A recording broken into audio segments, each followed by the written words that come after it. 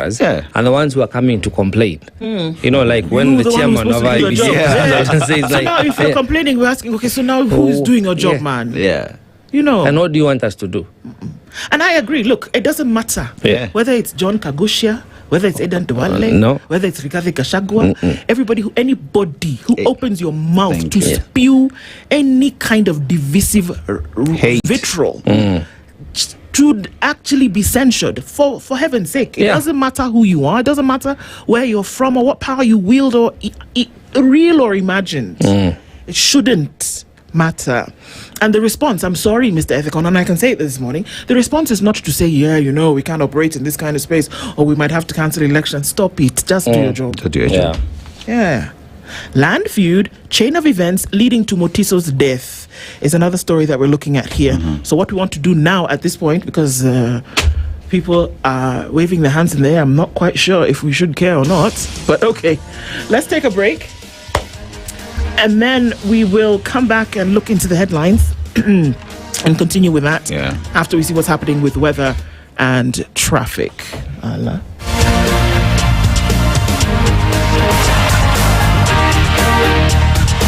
This is the Situation Room, the only way to start your day. Sugar and spice and everything nice. SpiceFM. Spice up your life. The weather with SpiceFM. Partly cloudy conditions in Nairobi. We'll see a high of 23. It is 14 and cloudy into Nakuru and 13 and cloudy in Nyeri. Eldora is clear at 13 and we'll see a high of 23. And we're looking into a mostly cloudy Kisumu at 20. It's 16 in Kakamega and cloudy, and at 22 Mombasa is partly sunny already. 24 and cloudy conditions into Malindi, while in Marsabit it's 18 and sunny this morning. We'll see a high of 25. It's 17 in Kampala, while Dar es Salaam is cloudy at 22. 6 degrees and clear in Johannesburg, while at 25 Lagos is clear. 19 and clear conditions in London, while Beijing going into Tuesday afternoon is mostly cloudy, already at 32. Clear conditions in New York Monday night at 23. Coming into Tuesday, we'll see a high of 29 and a low of 21.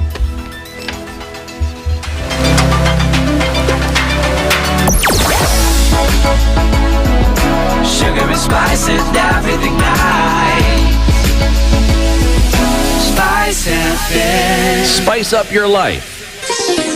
Chilled spice.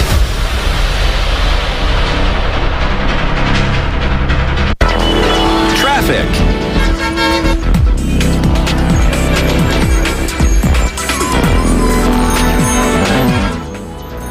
All right, let's look at what's taking place with traffic this morning. It's starting to build up on the Thika Superhighway as you get towards the Pangani Underpass, and then also at North Airport Road heading towards Embakasi might build up, but for what we're seeing right now, it's not too much of an issue. Gong Road, a little bit busy as you get towards the CBD as well, but that's all we're looking at for now. Let's see how it builds up as we get into the day. SpiceFM KE on X, hashtag the Situation Room. Turn up the heat with endless entertainment on Star Times. Feel every moment of the action as the biggest leagues reach their thrilling finales. Recharge your monthly subscription to unlock a world of endless drama to enjoy Novella E, now available on your Nyota bouquet. Dive into blockbuster movies with the launch of TNT, your new home of big screen hits. And for the little ones, a world of non-stop fun on Cartoon Network, now on Star Times. News, sports, drama, movies, kids, and reality all in one place. All for you.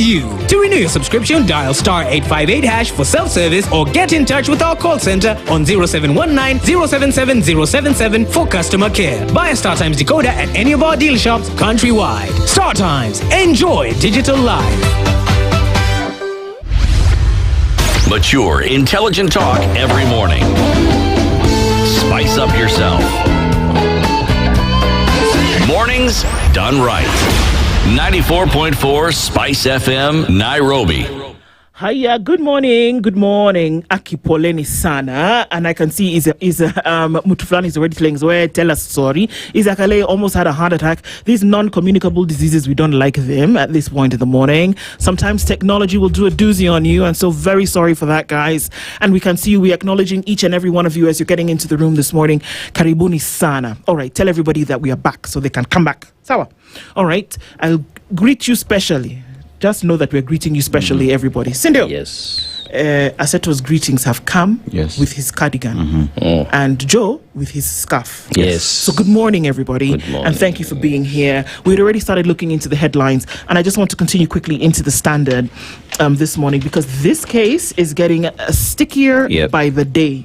Land feud, chain of events leading to Mutiso's death. Remember Dr. Victoria Mutiso, who was murdered last week. A bitter land dispute, alleged death threats, an earlier attempted shooting, and the alleged movement of the slain psychologist's vehicle had emerged as key lines of inquiry in the investigation into Dr. Victoria Nduh Mutiso's murder as detectives probe what they believe was a planned killing. Lawyer Chris Mulwa and his mother Rosenbithe Ndete are in court after their arrest in her murder probe, and yesterday the court agreed to hold them for 21 days pending investigations because the connections here are all crazy. Yesterday, I believe even her daughter had been arrested because there was some connection. Now the daughter of the ex-wife. Now, if you can take a minute to try and understand what was going on. The lawyer who was killed along Karen Road last year was representing this woman who is now in custody in a case between herself and her estranged husband who was in a relationship now with the slain Dr. Victoria. You understand? All right. That's how it all kind of looks messy here. But interestingly, the two people who are still alive, husband and wife. Okay? Yeah. So the court is investigators are asking certain questions here. And that she had been receiving death threats, her vehicle had been stolen, things like this. So this is going to be an interesting one. The DCI says an attempted shooting occurred on the 7th of July along Gong Road near Junction Mall when two men on a motorcycle allegedly tried to shoot her. She escaped and reported the incident at the Kilimani police station. The second time, they succeeded. Unfortunately. So this is one to watch. Kalonzo unveils Azimio plan for super coalition. Yay. Regurgitation. Hello. When you call it, anyway. Uhuru's move as opposition seeks to deliver another 2002 moment. Okay. Let's see. You know what 2002 was about? Quickly. 5 people wanted to succeed one Daniel Toroitich Arab Moi. The 5 people were, please note, and they were in Kanu. Raila Amolo Odinga. Yes. Professor George Saitoti. Stephen Kalonzo Musyoka. Simeon Nyachae. And Uhuru Kenyatta. When Daniel Toroitich... Mwai Kibaki was already in opposition. The 5 were in Kanu. They wanted to succeed Moi. When Moi in Kasarani decided to settle, even Mudavadi was somewhere there. When Moi decided to settle for Uhuru Kenyatta, they all decamped and went to now support Kibaki. It is not that they meant to support Kibaki from the word go. They were just hanging on the coat of the late Daniel Toroitich Arap Moi, hoping to be the next project. What did Kenyans do? They said, hey, Mr. Moi, we do not want an extension of your regime, of your presidency through any of your projects. And the then project was one Uhuru Muigai Kenyatta. People voted for President Kibaki. Today, we are having the same.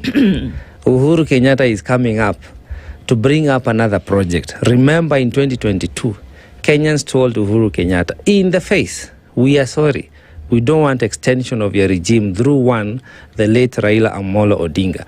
Because Baba was Uhuru's project. They declined to vote for Baba.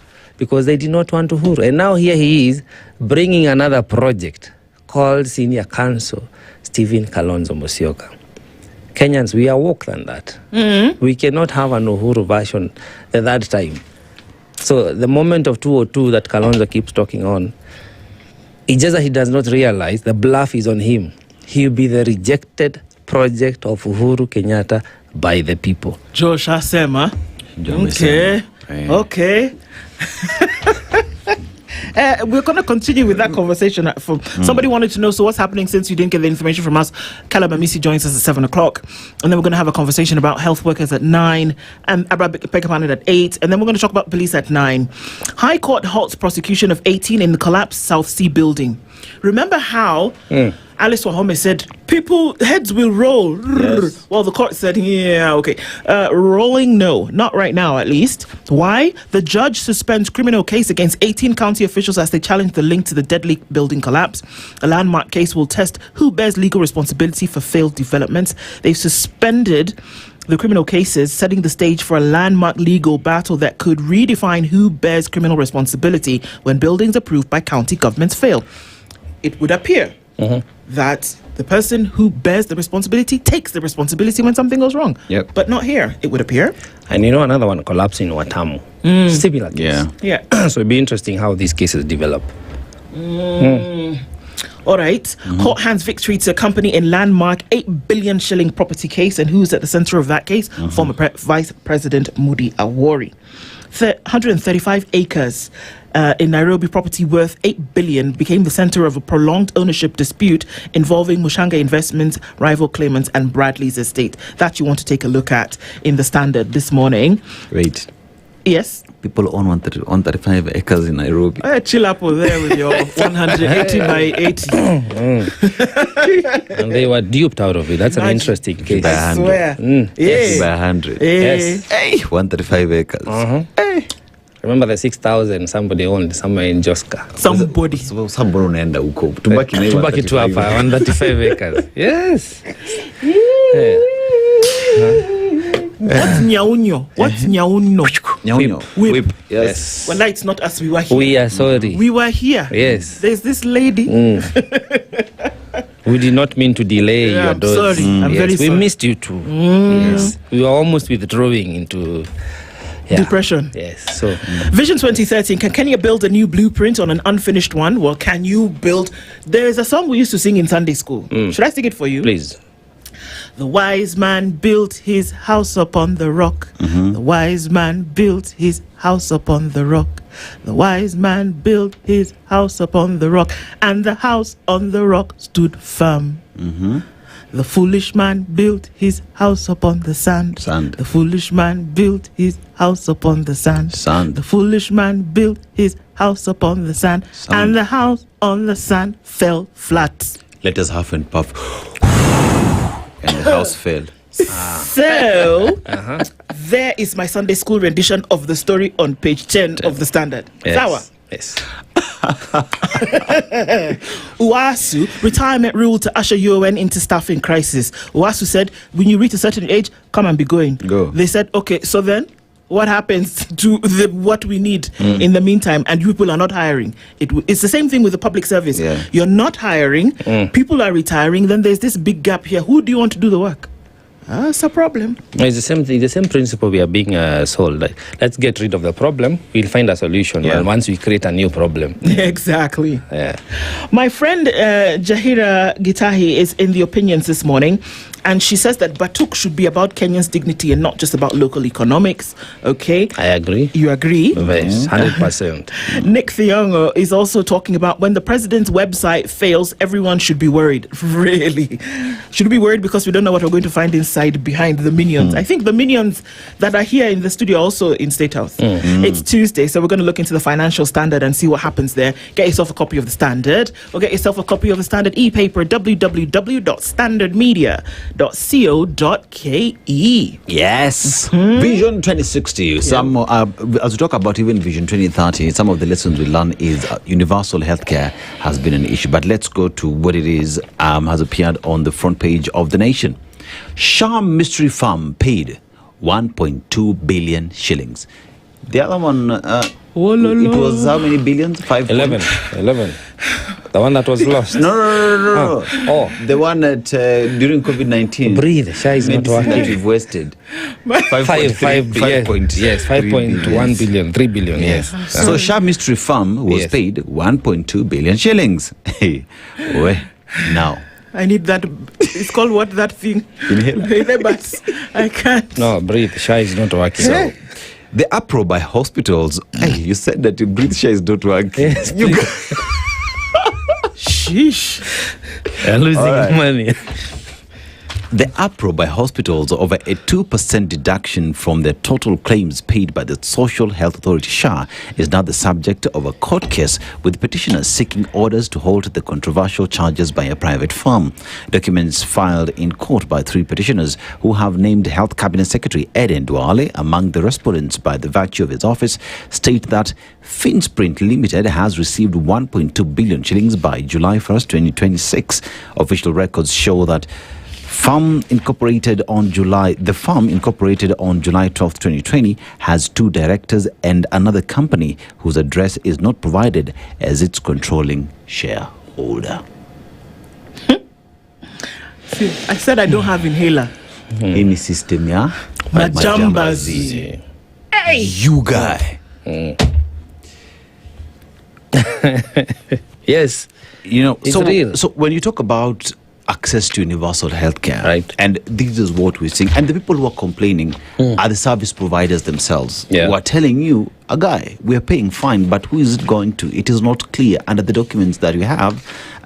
These people do not even have an address. So how are we operating? Yet we're here telling Kenyans that we are offering universal and affordable, accessible healthcare. It's a lie. But are you shocked?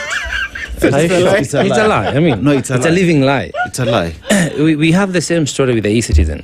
Remember, there is a company that gets a percentage of the fee we pay, the convenience fee that we pay, I think 5 or 10 or 50 shillings. Billions of money. It's the same case here with SHA. And we were told that these 104 billion shillings to was purchase the being system. set to efficiency. We're talking about efficiency, to set up an efficient health system. But here we are. We keep losing money. You spoke about 5 billion in terms of procurement. You're talking of 1 billion. We've not even talked about the 11 the billion. 11 billion and much more. And much more. Now think about all these billions and what it would do if you were to set up a new hospital from ground up with all the facilities, including doctors in there, and actually offering services to Wananchi. And people will not need to travel to India for medical tourism. We must want better for ourselves as Kenyans. We must. Anyway, Uhuru's Azimio reaches out to Gachagua and Sifuna camps as they continue to push for unity. Now, healthy nation. Breastfeeding without a baby to hold. That has been highlighted on that pullout. Now, societal issues, main theme at Music Festival. Now, SEK and PS says learners continue to demonstrate relevance of creative arts in tackling contemporary issues. Here's the thing. We can't speak from both sides of our mouth. We must choose whichever it is we were using to speak. Because not long ago, when students of this country went to the stage and portrayed what was happening in the country, police officers appeared and they were tear gassed. We can't come here and say that the children today now are highlighting exactly what is happening in the country, yet when they did not long ago, we were there to beat them up and tear gas them because they were showing exactly what exists in the society. Tusiongee na size zote za mdomo, choose one. Either ni ya mbele ama ni ya nyuma. Now, crisis persists as unions demand. It's a Tuesday. This Tuesday. Hey. Crisis persists as unions demand devolved units to be stripped of health function. Health, SHA. Yes. It's like Tuesday was the day they just chose. Watch it too. Kila kitu. So, new retirement policy will spark mass lecturer layoffs, WASU has warned. Okay, I think this should also happen to the national government, including some cabinet secretaries that we have today.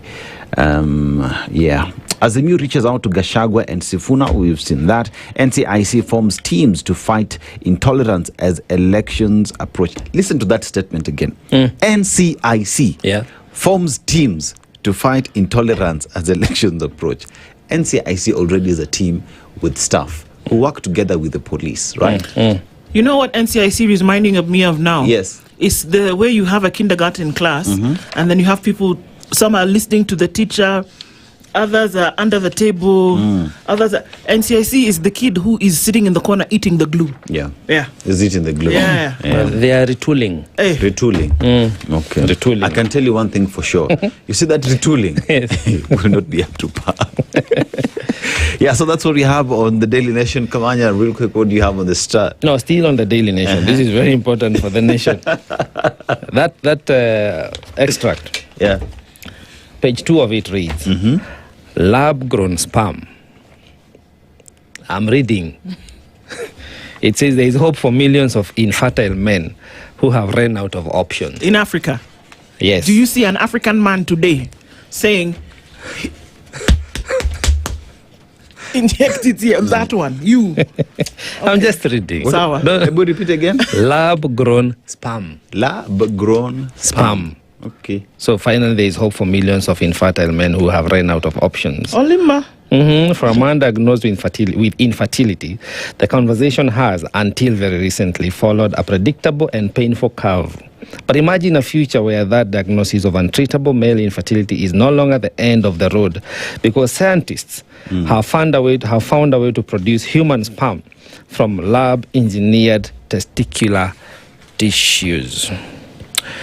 Find yourself now conceiving with some alien in the name of lab-engineered sperm. Did you say alien? Yeah. Wow. I thought you were pro the story. No, I'm not. I'm just reading. I told you, African man. Just reading. Okay. Yes. So But also the this story- is it's also World Breastfeeding Week, right? Week, month, some That one. period, yeah. So yes, that- we the to- continue to say it's very important Yes. that we maintain Suck. that trajectory. Yes, we... Babies, important. infants. I'm Infants. just reading Infants. from We're my just mind saying.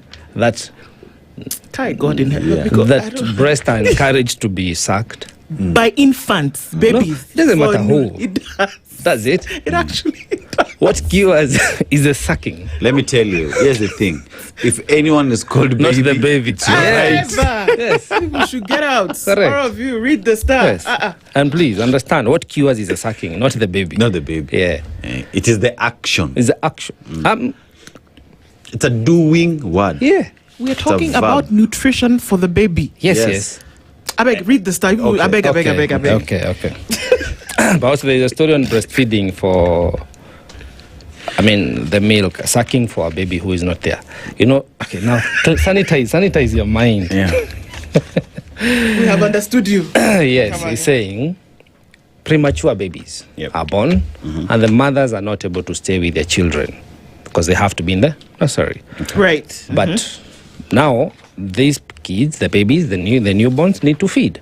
So there are some mothers who have been expressing milk Yep. for babies that they cannot hold or cannot pee with. Okay. It's a story that is being covered still. Yeah. After is it organic or scientific sperm? Yeah. So please grab the Daily Nation. The Star says Kenya leads Africa in milk yield as meat exports rise by 87%. In this, we're talking about dairy now. Yeah. We're not talking Yes. about breastfeeding. Still comes from the other, which is Yes. okay. Milk. You see, milk is prominent, huh? Yeah. Wherever it comes from. So Kenya is leading in meat export, and also says we have increased our yield of our milk from 4.6 billion liters in 2022 to 5.5 billion liters today. But I beg to ask a question. How much are you paying for a liter of milk in your area? In the supermarket? Wherever. In the village, in the supermarket. And how many farmers have we grown to millionaires with these new staggering numbers of increase in yield? Because the last I checked, from my conversation with farmers, is that now the cost of production has equally gone higher. That is what they're not reporting to us. I have a question. Please do. You were supposed to set up abattoirs in the northern part of the country. Yes. If that was set up, then what would we be talking about the exports of meat outside the country, if at all? Yeah. We've not had that facility set up, yet we're seeing improvement. So these data should equally inform on what we must do for us to get maximum returns. Just saying. And a promise was made to the country by the outgoing President William Ruto that the hide and skin of all these animals where we'll be exporting meat will be converted into shoes for our school-going kids. Remember that? Remember something. Yes. When they went to Japan, is it China? Somewhere. Where? Somewhere. Last year. Yeah. They said that they were going to put up poultries for 100,000 birds in Kajiado. You Nyaje? Kajiado people, talk to us. I'm just wondering if it ever, Yeah. We're still struggling with having, is it Tsavo come back to Amboseli, come back to So we're Kajiado still County. fighting with that. Yeah. Oh, okay. Yeah. Oh, okay. It has to be conducive environment for. And we even lost 15 elephants, just to say. Oh yeah. Even the elephants were left behind. In this economy, we said we are leaving no one behind. Elephants were left behind. I'm just saying, let the numbers cut across. When you talk about an increase in the yield, talk about cost of production, talk about uplifting the livelihoods of those who are practicing in that sector, in this case, farming and meat export. So the star continues to shine. Talks about mega project, turning coast into an investment hub. A proposed 700,000 barrel per day oil refinery is expected to anchor coast region's industrial growth. The 2.2 trillion shillings refinery project by Nigerian billionaire one Aliko Dangote is set for Lamu, and says it is expected to guarantee a steady supply of refined petroleum products while reducing East Africa's dependence on imported fuel. Teacher. Yes, you have the floor. The world over, any port city has grown not because apparently we have fuel or because we are setting up a refinery, but it has grown out of business and volumes of product that it moves every day, right? Yes. So whilst Aliko Dangote is doing an important thing, as Kenyans, what are we doing to change these coastal cities that have ports to make sense so that, in my opinion, Mombasa is the richest city that we have in the country today, just that we've not harnessed its potential to the maximum. I agree. And you see, Lamu is also a heritage center. We have to strike a balance between conservation and industrialization. And I remember Lamu people were on an uproar saying, no, we have to be very careful. The same way we've seen the nuclear plant. It was moved from Kilifi, now it's been taken to, is it Siaya? It's Siaya, I think. And yet, we do not meet the demand for a nuclear plant in Kenya. Not yet. Not yet. So, priorities, we need to balance between industrialization, conservation, and good governance. Indeed, we do. And it's 7 o'clock. We're getting to our conversations in a bit. Sheila Tambur up with the news next. Good morning. The latest news from around the world. 94.4 Spice FM.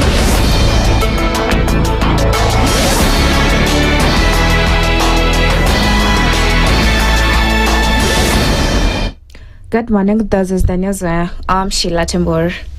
More than 15 politicians accused of hate speech risk being barred from contesting the 2027 general election. The warning follows the formation of a joint committee comprising the NCIC, IEBC, DCI, and the Office of the Registrar of Political Parties to investigate and prosecute leaders accused of incitement. The Registrar of Political Parties, John Cox, Lorena Koo, said those found to have violated the law may be disqualified from appearing on the ballot. We are concerned, and because we are concerned, we are going to take the steps and the responsibilities that have been given to us. We have come here today to say that we will do that which is needful for us to do. We are going to see the 2027 general elections. Some of the people you are seeing campaigning here will not see the ballot. They are not going to be the ballot because they will be disqualified because of inciting Kenyans. Let that be very clear as a message, and I'm saying it without. We have agreed with my colleagues here. The chair, we must disqualify at least 15 or 20 people. NCC Chairperson Bishop Kefa Omaya said the committee will ensure the law is fully enforced, while IEBC Chairperson Erastus Ethekon said credible elections cannot be held in an environment of hate and division. DCI Director Mohammed Amin also warned that politicians making inflammatory remarks at rallies or on social media will face legal action. For politicians engaged in making those reckless utterances, be it in the public rallies, be it in the digital platforms, their time is up, and it is not going to be business as issue. And they will face the full force, the full consequences of the law. Senate Speaker Amason Kingi has accused former President Uhuru Kenyatta of leading efforts to unseat President William Ruto in the 2027 general election. Speaking at a rally in Vipingo, Kilifi County, Kingi defended President Ruto and accused Kenyatta of weakening the coast economy by relocating port operation during his tenure. Sasa hata yule ambaye alitoka akampisha Mheshimiwa Ruto amekusanya viongozi kadhaa, ajenda yake ni kuhakikisha kwamba William Ruto harudi katika State House. Alipiga miaka yake 10, lakini saa hii ameanza kuleta viongozi wa pamoja, ajenda yao ni kumngoa mamlakani Mheshimiwa Ruto. Mimi nataka niwaambie hivi. Kwanza, Mheshimiwa Uhuru Kenyatta ni adui mkubwa wa pwani. Sports CS Salim Vuria criticized DCP leader Rigathi Gachagua over his opposition to the government's development agenda. Huyu Rais Ruto ndio wako na mpango na sisi. Wale wengine wana mpango na sisi kweli? Tumeona hata ile vision ya rais ya 2060 wameanza kupinga kwa sababu hawajazoea siasa ya mpango, hawajazoea siasa ya maendeleo, hawajazoea siasa ya kufanyia wananchi. Wao wamezoea siasa ya ukabila, wamezoea siasa ya kuwagawanya watu. The university's academic staff union has condemned a new public service commission circular lowering the retirement age for lecturers in public universities, warning that the move could undermine the future of higher education in the country. They have called on the Public Service Commission to withdraw the circular immediately and engage stakeholders before implementing any changes to employment policies for academic staff. University councils represented by IPUCCF had previously agreed the retirement age for professors through deliberate negotiation process with UASU. The Public Service Commission has now overturned that consensus without consulting academic staff or the universities themselves. Decisions affecting professors and lecturers should emerge through meaningful consultation with the universities, academic staff unions, university councils, and other stakeholders. Unfortunately, the PSC circular was developed and implemented without any participation by university academic staff. And that's the news. I'm Sheila Tembor.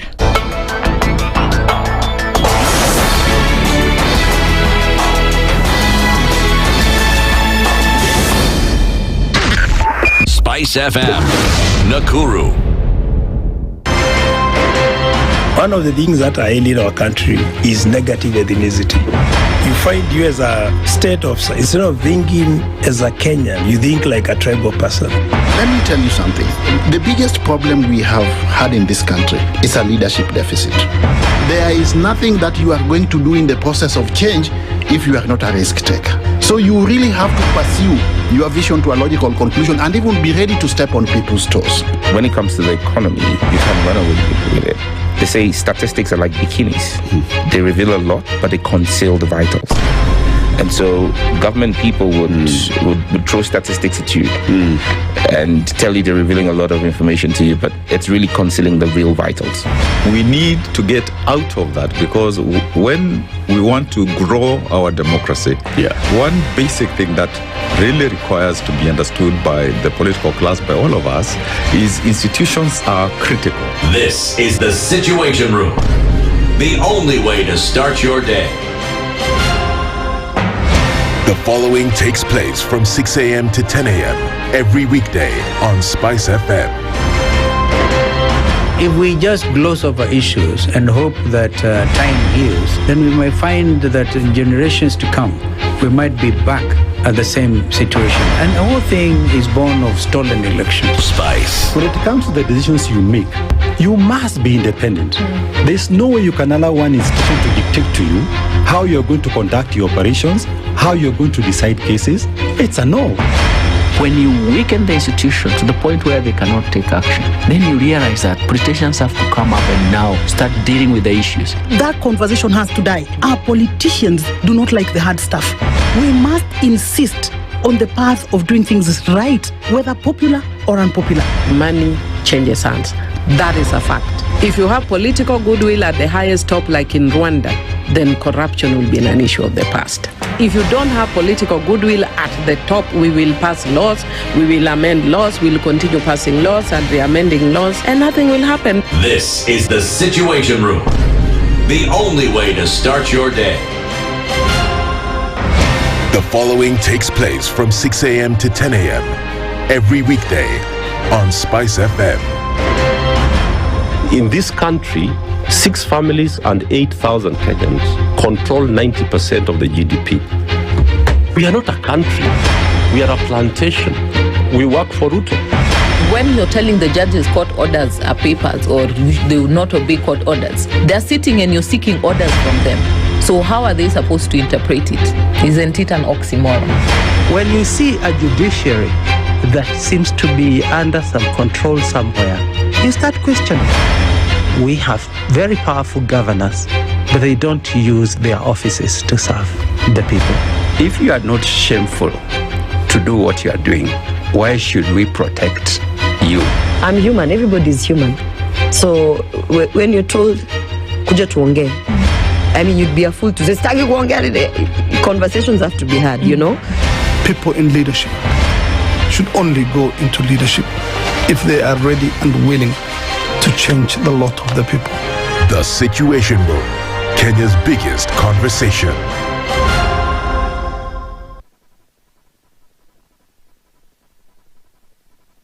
Mature, intelligent talk every morning.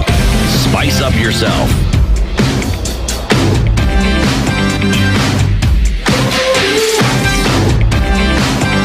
Mornings done right. 94.4 Spice FM, Nairobi. It's 9 minutes after 7 o'clock, and a very good morning to you. This is the Situation Room. It's Kenya's biggest conversation, and we're getting into it this morning. This Tuesday morning, Dennis Aseto and Joe Kawanya, as we get into the show today. Yes, our live streams are back up, and we should be on Easy Street from here. And thank you for being here, our audience on KTN as well, as you tune in around the country, the region, and the world. We'll have these conversations as we do every morning. They asked the question, and the answer is yes, he's here. In fact, one Julius Malema, during the funeral of Winnie Mandela, said, "They're here, Mama." And that is a line akin to what one member of parliament for Sabot constituency, Kalaba Misi, has been saying. And he's here. Good morning. Good morning. How are you? Yes, I'm here. We were starting to think that we had done something to you, or that you just didn't want to be in the Situation Room, or what. The people want to understand. And there are situations that could not guarantee my presence here, but nevertheless, I'm here. Mm-hmm. It's never too late. Indeed. We can now talk to the nation. Yes. Kabisa, karibu sana. As you know, we're going to ask you to interpret a proverb as we get into the conversation this morning. Dennis, take it away. Yeah, so today we're in Mali. A country that is rich in gold, to a point where at some point during the empire of Mali, one person, Mansa Musa, was considered to be the richest man in the globe because of the vast amount of gold that were in his presence. Today, however, you look at Mali, the war, political instability that is in the country, and one asks the question, when will they just learn to take care of what it is they have, fix their issues, and become that great country that once was? But the proverb that I get this morning from Mali: a fly perched on the scrotum is gently nudged off, never struck. How would you interpret it? Yeah, there are situations that does not need rough approach. There are things that you can solve through diplomacy, rather than the anarchical approach. So as the saying goes, of course, the sensitivity of a scrotum I think you and I knows very well that that's an area that is a bit sensitive, and of course, proverbs emanates from parts of our body, but they're interpreted differently. And the simple interpretation of that is that there are situations that you have to approach keenly, and you use diplomatic way to solve. And if you try, using some other means or applying energy, then you are the one to lose. Yeah. Well interpreted, well said, Asante. Okay. So where have you been? I've been around and within. Yeah, looking at the politics as it evolves and changes every time. Yeah. But significantly missing from a number of rallies, meetings, convergences, presses, the things that happen amongst the Linda Mwananchi team, who for the beginning of it, we saw you then very vibrant and involved. Where have you been? Yeah, we not all soldiers are deployed to the field. Some are in the kitchen or in the chapel? Not in the kitchen, definitely. We are left in the barracks to direct. Okay. And actually, warn them whenever there is some rough terrain ahead. And you say, yeah, I can see on the map, this is not, the weather is not good. This terrain is a bit difficult. Please divert or retreat. So there are always those soldiers. Not all are field marshals. Some are house Negroes. So I'm the house Negro. Oh, really? Does the field marshal know that you're the house Negro? Yes, they know. Okay. Yeah. Okay. Yeah. Well, the house Negro, okay, what an analogy to go by, because then it would mean there is a master behind the house absolutely. Negro. Yeah. And I think when you look at now these formations of because we are approaching rapidly the ballot. Yeah. In a year and a week, Kenyans will decide who becomes the next president and what political formations form the next regime, which you've been very vocal around. You've been saying we need a renaissance, which means we need a fresh, new beginning, new thoughts, new energy, new trajectory on how we run our own country. Currently, you are a hired man. People of Kenya have employed you to represent. But as we said, in another weeks, 40 weeks, people go for party primaries. So those coalitions will be important on how people align. When you look at it today, various corners are speaking different languages. You hear people saying there'll be a 2002 moment, or if you're not careful, you're going to have a 2007 moment. And others like yourself are saying we need a fresh new beginning. Which way to go? What are the considerations we must start looking at as we organize and reorganize politically and these political vehicles? What are things should we look at? Is it the legacy politicians, which utterly you have rejected? Interestingly, you even had a candidate in Olkalau because you stand for something. So what should we start looking at as Kenyans for this renaissance to be birthed in the coming vote? Yeah, first of all, on 11th of August, that is next Tuesday, I'll be launching a people's movement. A people's movement that will clear all these legacy politicians out of our sight. A people's movement that will birth in new leaders, that will give up a platform for young, imagine, not necessarily young, but young in terms of not having been in the political space, new faces that can drive a new agenda. This generation is a bit uneasy. Our generation are looking at leaders who have been there for quite some time, and there is no change that you can really infer to them. It is not bad to be in leadership for long, but what is it that can be assigned to your name? What is the legacy that you left while in leadership?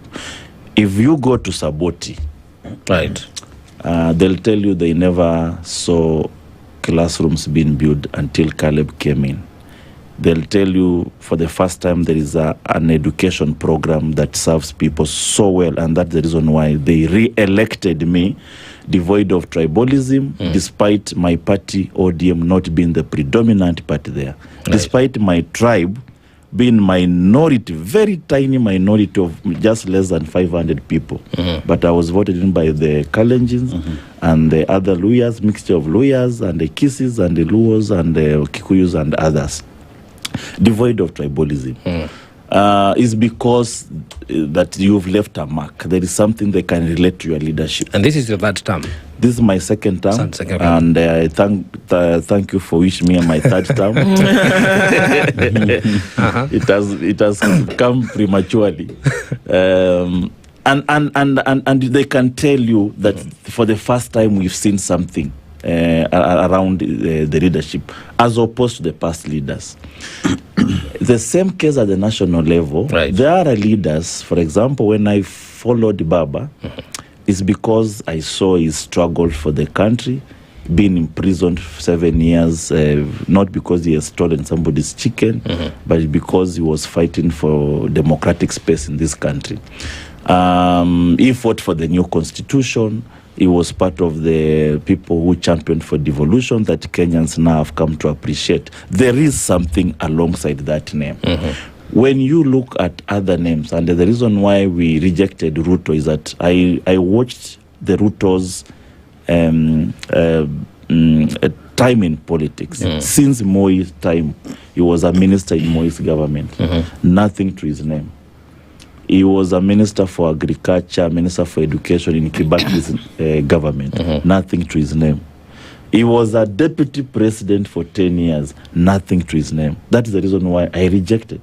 That you cannot be in a position of high authority and there is nothing that people can write home about you, or something major that you revolutionize. That's why I rejected it. Now, today, we are asking ourselves, there are leaders who have been in leadership. They must really convince us that while they served in Moi government, while they serve in Uhuru's government, while they serve in Kibaki's government, there is something that they revolutionize for us to believe that they can be part and parcel of the change we are demanding now.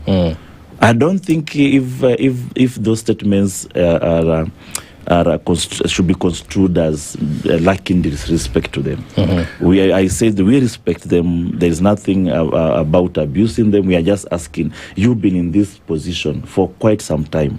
What is it that you've done for us to also believe that yes, you hold something to allow this country move forward? And every generation has faced a situation.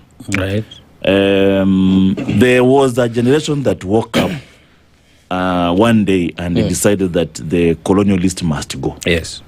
That generation was led by Jomo Kenyatta, Bildad Kagia, Dendan Kimathi, Ochenga Neko, Harry Thuku, Paul Ngei, all those, the Majimaji rebel, not Majimaji, the Maikatilili wa Menza, of course, somewhere, kwa Italela Arab somewhere, Mbingu wa, Mwindi wa Mbingu from Eastern, they were all from all corners of the country, and they said no, enough is enough. Yes.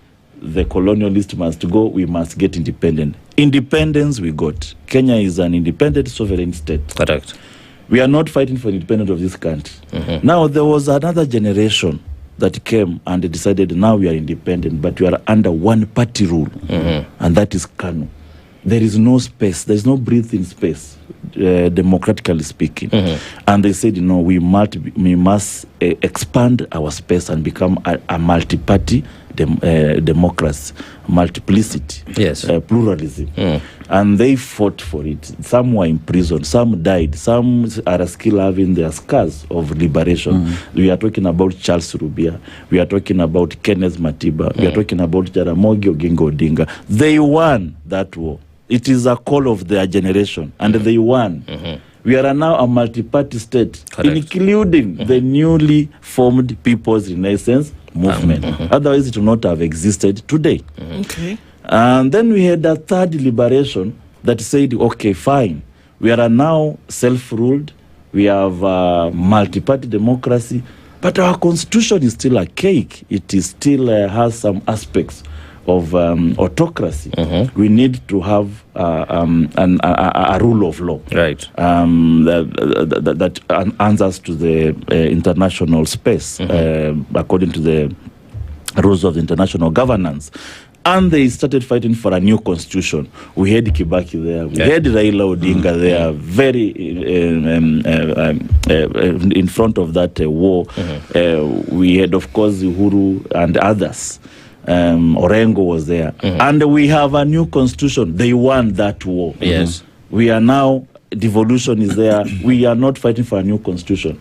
What is the call of our generation? What is it, according to you? Our call for our generation is economic recovery. Why were people in the street? Why did the young people decide that finance bill must go? They didn't say colonialist must go. They didn't say we need a new constitution. They didn't say we need multipartyism. They said finance bill. It is not answering to the economic situation of our time. So the call for our generation is economic liberation. That's why I say Kenya needs a renaissance, economic renaissance. We talk about economic recovery, and when we talk about economic recovery, we equally have to talk about economic injustices that have been meted against the people of Kenya. So we look at the corruption, we look at the debt question, we look at the cost of living that we have today. And with that, then we have to look at individuals who've played one role or the other for us to end up here. What I'm hearing you say, and correct me if I'm wrong, is that those who have been given responsibility that have messed up things cannot again be given the responsibility of fixing that which they messed up.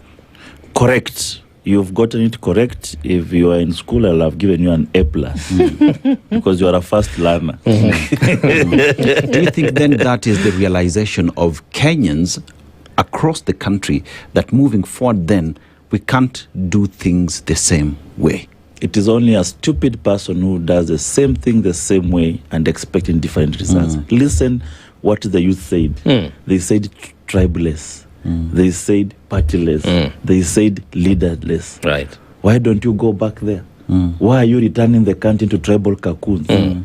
Why are you now telling us you have to take this person with 2 million votes, add it to this person with 3 million, add it to this one with another 3 million, and they make a government? Is this the reason why Kenya is stuck to where we are? Is this not the reason why we went to fight each other in 2007 because of tribal animosity? Right. Is it the reason why Kenya are stuck here because few leaders have gotten hold of their tribe and they use it to negotiate for power? But now, rightly put, they are reorganizing.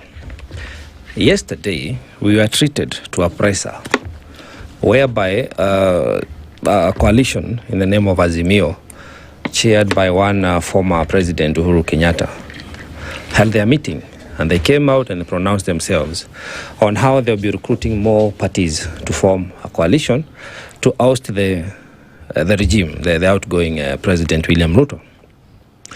My question is, you've rightly put it that what we need is an economic liberation, economic renaissance, for us to adjust the cost of living for everyone, for us to better the quality of life for every Kenyan, not for some tribe or for some sectors of the country, for everyone. These people, when you look at them, for a long time they have been the coalition of the deputies, because most of them are deputies. Then they became, now they've added on, they impeached. Then they became the alternative government, the united opposition. They keep mutating. I've not had an agenda that they are saying, this is what we stand for. The biggest agenda we've had from them is that Ruto must go. And that is not for them to decide, because when I see characters like J.B. Muturi, he was supporting President William Ruto. Now he's no longer there. But when he was still in office, Kenyans in June 2024 said, Ruto must go. When you hear the Azimio reaching out to the DCP party leader, you wonder, the DCP party leader, was the impeached deputy president, was a deputy president when Kenyans were saying Zakayo Ashuke because the taxes were too high. So it is like a collection of the people who have been rejected over time that now want to come together and convince us that their chairman, the president, the former president Uhuru Kenyatta, can give us a better option than his deputy that he had for 10 years to run this country. Are we being hoodwinked? And how do we deal with these legacy politicians? Like you said, some have been in government, like Alonso for the last, he said not 50, but 40 years. But there's nothing you can associate him. And I'm picking them because these are people who are coming out to claim a tab at the presidency. Are we being hoodwinked? And if we know what we need is economic liberation, if they don't stand for it, what should Kenyans do? Kenya seems to have accustomed to these leaders. So much so that when you try to argue differently, they say you are a mole. You have been sent to disrupt the status quo. You've been sent to cause disunity in the opposition. Nobody wants to be questioned. Nobody wants to be criticized.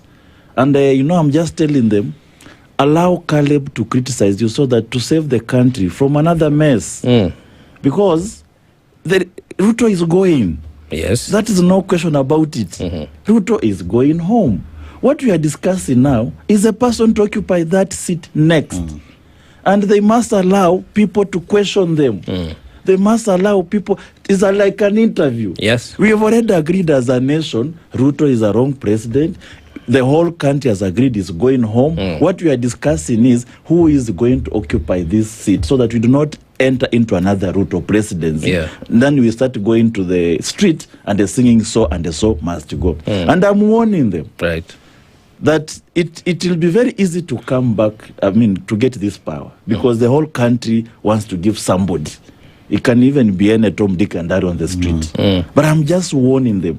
If you do not allow Caleb to give you a warning shot and criticize you so that you correct early, 1 week after swearing in, kuweka tu Biblia chini, so help me God. Na unaweka Biblia chini. People will be on the street telling you to go home. I'm warning them. So they rather listen to us. They rather listen to because there is a generation that has woken up and they are questioning.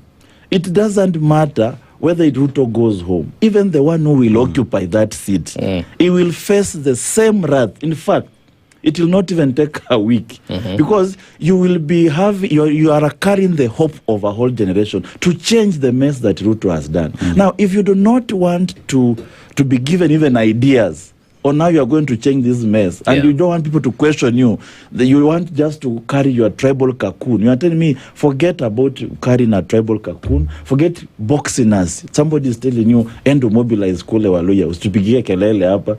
How many lawyers are you bringing to the table? That is exactly where we want to go out from. That is the reason why we said we are a tribeless. That's the reason the Rek Masai was killed on the street. Don't we respect these young people who sacrifice their life for a change? Why are we dancing on their blood? So what exactly is the warning, Amisi? What is the warning? And to whom? And who is it to? The warning is to every boss, every person. I don't want to vie for president today. Okay. Mine is 2032. Okay. And I'm preparing for it. I war to those who will come to compete against me because it will be fierce. I'm just trying to warn any other person who has presented himself to be a president in 2027 that you remember the volcano is still active. The Gen Z volcano is still active. It can erupt on you badly. So you do not just come and smile and think people love you so much that you are the best person on earth and you are this darling that people just want you to be a president. No. People are responding to a dire need. And if you do not fulfill that dire need, it will not even take you 1 week in office. So they will come and remove you, and it will be very embarrassing. Let me just get clarification. So what I'm saying is that they must be singing Ruto must go with an agenda. So who are you talking to? Any person who has, there are people, there's even still more people coming to be present to vote. Linda Mwananchi? Any person, Linda Mwananchi has not even proposed for president. Okay. So nobody has come up to say, I'm vying. And Linda Mwananchi is a Nivuguvugu, is a movement. So let me just, because you said essentially that the movement that you came up with is what essentially birthed Linda Mwananchi, right? That's true. So, we see you on the periphery. I mean, you can say you were, in the House, But the question is here, it seems like you're telling the folks that maybe you're kind of with or not with at the moment, you're telling them that to be very careful because there's still a chance that President William Ruto can come back if they don't get their act together. Exactly. Don't bring a precedent where people will now start asking for Ruto to come back. It has happened in the US. And the reason why somebody gives a warning is because they may have seen something that can get you into that direction, right? Yes. So are you seeing that perhaps the decisions they're making about who could be a flag bearer then has a skew somewhere? It's true. Because, of course, when I started the Kenya Moja, and when I say I started this movement, have you ever had anybody come to contradict? Just call any person from Linda Mwananchi and ask them, is it true that Caleb started the movement? I started the movement in my own home, in Kitale. I hosted every person you see in Linda Mwananchi except Orengo and Osotsi. Any other person, I hosted them.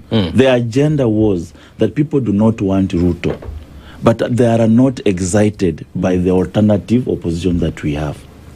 We need to excite these people. We need a new face. And I particularly chose Edwin Sifuna because he is our contemporary. We are in the same age. He has not been a beneficiary of the old order. He excites the young people. He kind of understands that we need a new order. And of course, he may not be perfect, but for now, he is one among equals. We are of the same level, but at least he's one among equals. And I chose him to lead us. So the moment we now been told now Gachagua is our flag bearer, will now that excitement continue? Will it, from your opinion? It will not, because remember, he also belongs to the same government that was a mess before we came on the street. So he has to come out clearly and say, now, nobody will refuse regardless supporting him. I mean, as a person who is seeking for elective position, any person can support you. Whether he's a mad person, he's a what, he's a tribalist, every vote counts. So we are not saying now, when you try to say, we want the flag bearer to be this one. Right. You seems like you are accusing the rest. No.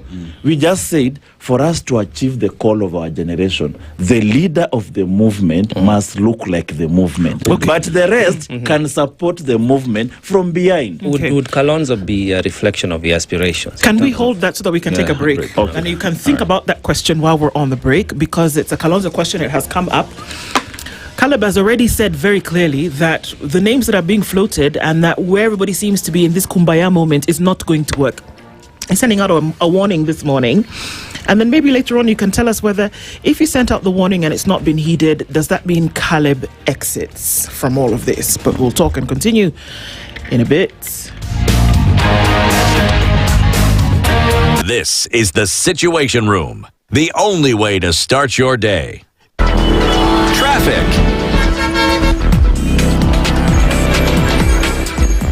All right, traffic starting to pick up just a little bit, but on the Thika Superhighway, it's coming in heavy all the way from beyond Clayworks out towards Kasarani, and then that slows down a little bit. But then as you get towards the Pangani underpass, it's also getting busier and getting into the CBD this morning. As we're coming off of Jogo Road, heading towards Landis, it's busy as you touch then on Haile Selassie, and then through towards Ngong Road, all the way from Haile Selassie towards Ngong Road, and Ngong Road through to Haile Selassie. There's a lot of traffic this morning, and there's some of that coming off of Raila Odinga Way. Langata Road looks good for now. Ngong Road is also starting to be a little bit busy as we get into traffic hour this morning. On Limuru Road, it's moving.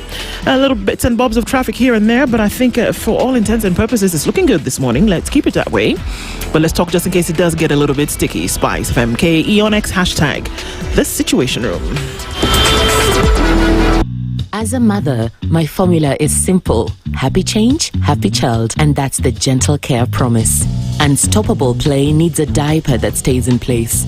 Gentle Care slip-ons are designed to move with your little explorer to make sure their dreams are as unstoppable as their days. Gentle Care diaper pants provides all-night protection. For your child's unstoppable confidence, these offer leak-proof comfort. They let your little superhero leap, laugh, and play as much as he wants. Introducing Gentle Care Diaper Pants. Mature, intelligent talk every morning. Spice up yourself.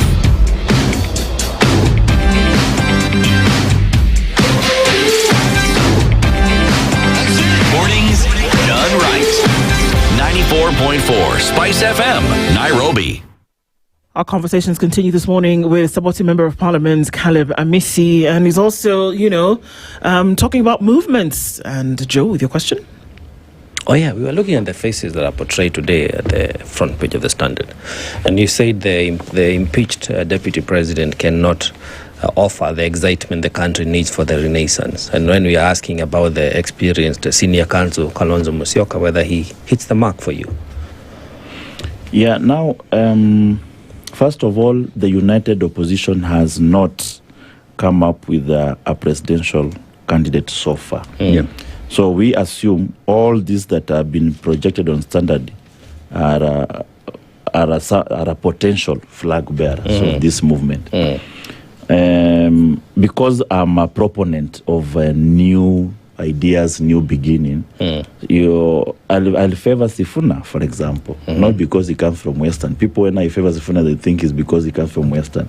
Even if he was coming from Coast, he will still fit into my idea. And should he also go astray, we will rebuke him accordingly, because this is our contemporary.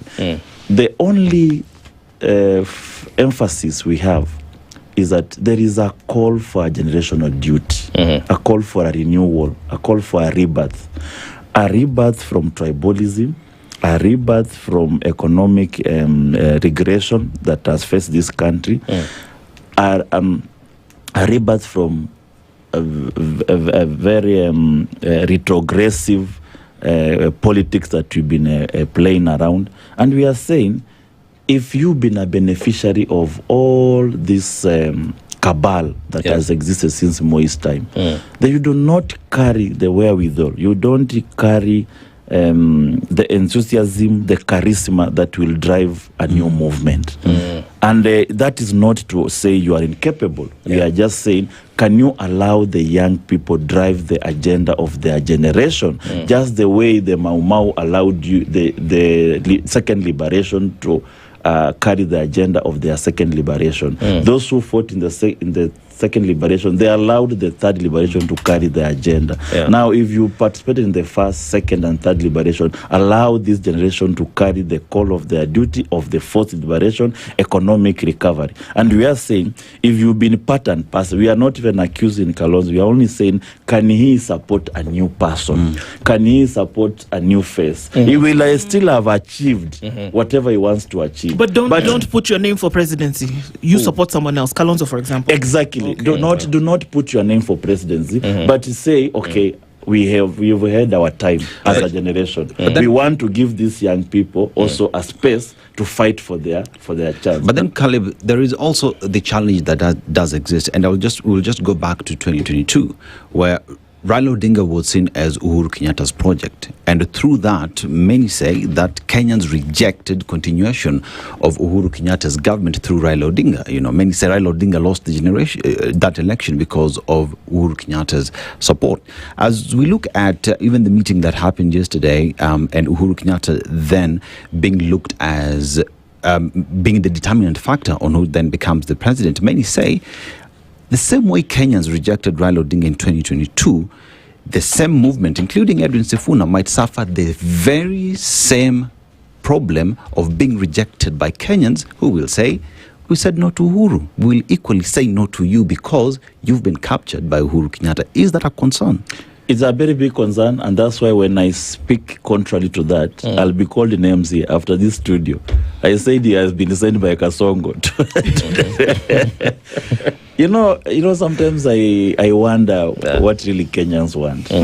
They want change, but when you tell them this is the right way to go about it, they will still recoil back to the old order, to the status quo. Now people are so used to these names that when you try to even correct or even criticize, you will be branded like a person who has come to destroy. I said, the reason why I said these people did not understand the assignment. The assignment was these young people were not excited by these people. They wanted something new. Even if you are to support them, don't support them from in front. Just sit at home. If you have some coins, just pass to them to go around campaigning. I think that is a duty to a recognized leader like Uhuru. But when you are on the front page like this, because what Kenyans, there is what you call perception. If the people see Uhuru there is like he's a presidential candidate, because the rest looks like they are supporters. But the image of Uhuru is the one that is looking like he's the one vying. He's calling the shots. and the politics is driven by perception. So already, this one is perceived is that you are going to have Ruto versus Uhuru. So this one already is foiled because people will be forced to choose between two evils and they look at who is a lesser evil. What if Ruto becomes a lesser evil? So so we are going back to the same thing, and I am telling them, you are driving this thing. That's the wrong way. This thing called Azimio.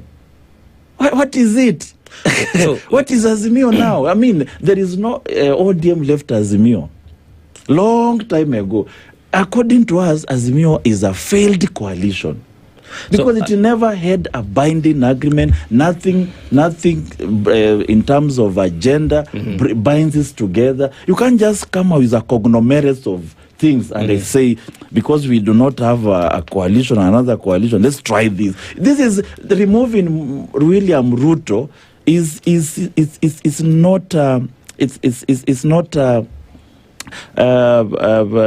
remember William. It's not something you are trying to test. It's not a guinea pig. You must be very intentional about it. Are you saying that should this coalition of Azimio continue to form as it is, your party will not be forming that formation, even though they're even calling on Linda Mwananchi to join the formation? Yeah, Linda Mwananchi is not a party. Are you saying your party will not be joining Azimio? We will want to know who is the flag bearer. Okay. Yeah, if the flag bearer is Edwin Sifuna, we'll be there with him. So and even if he's Kalonzo, he'll have to really commit that, number one, the bad manners of the past regimes are gone.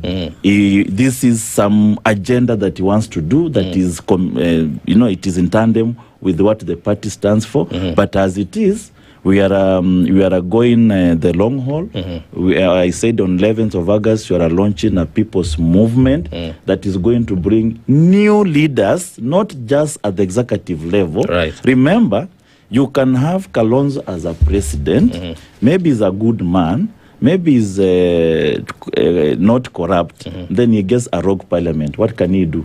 So we are also saying the parliament, as it is now, must also be changed. And the movement, part of what the movement is going to do is to ensure as many new people come to parliament as possible. Now, in shifting gears, I am perturbed by the idea that the next presidency must be determined by a boardroom meeting somewhere in some corner. And yet, the majority of the stakeholders are the voters. Yeah. That we, the people, we, the Kenyans, are the one who should decide. Actually, we'll have to go to the ballot to actualize that decision. If these boardroom meetings are not speaking to the economic crisis we are in, is there room for us as Kenyans to decide whom we will want to be a people's candidate based on the need that we want addressed? Why are we talking about who will be the president when we have not defined what we want them to come and address critically? Another wisdom detected. I think this room is full of wisdom. We need to expand it and share this wisdom to the rest of Kenyans that are struggling out there. It is, that's why I say, it is surprising that people still think that Kenyans appreciate a president that has been cooked somewhere and presented to them.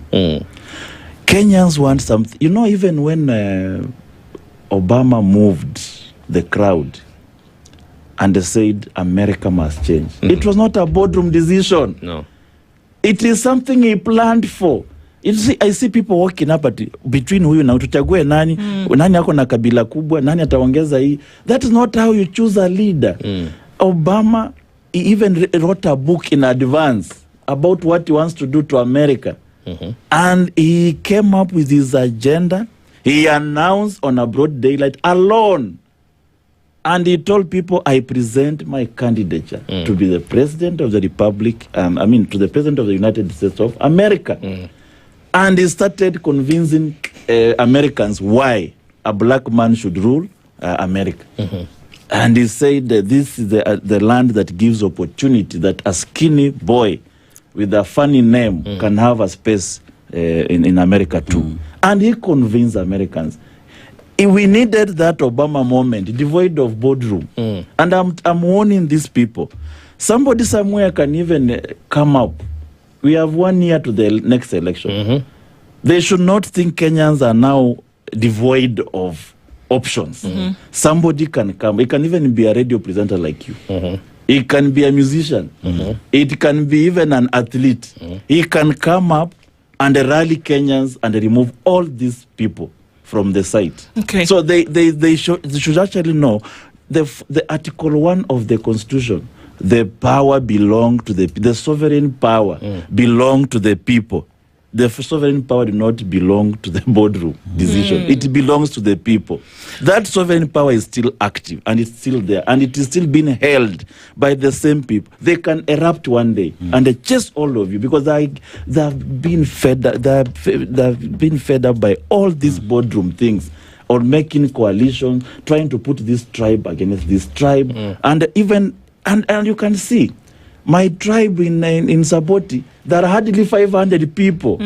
I won with 25,000. This thing of tribalism is a game played by weak leaders. When you hear somebody hiding behind a tribe, he is so weak that he cannot convince another tribe.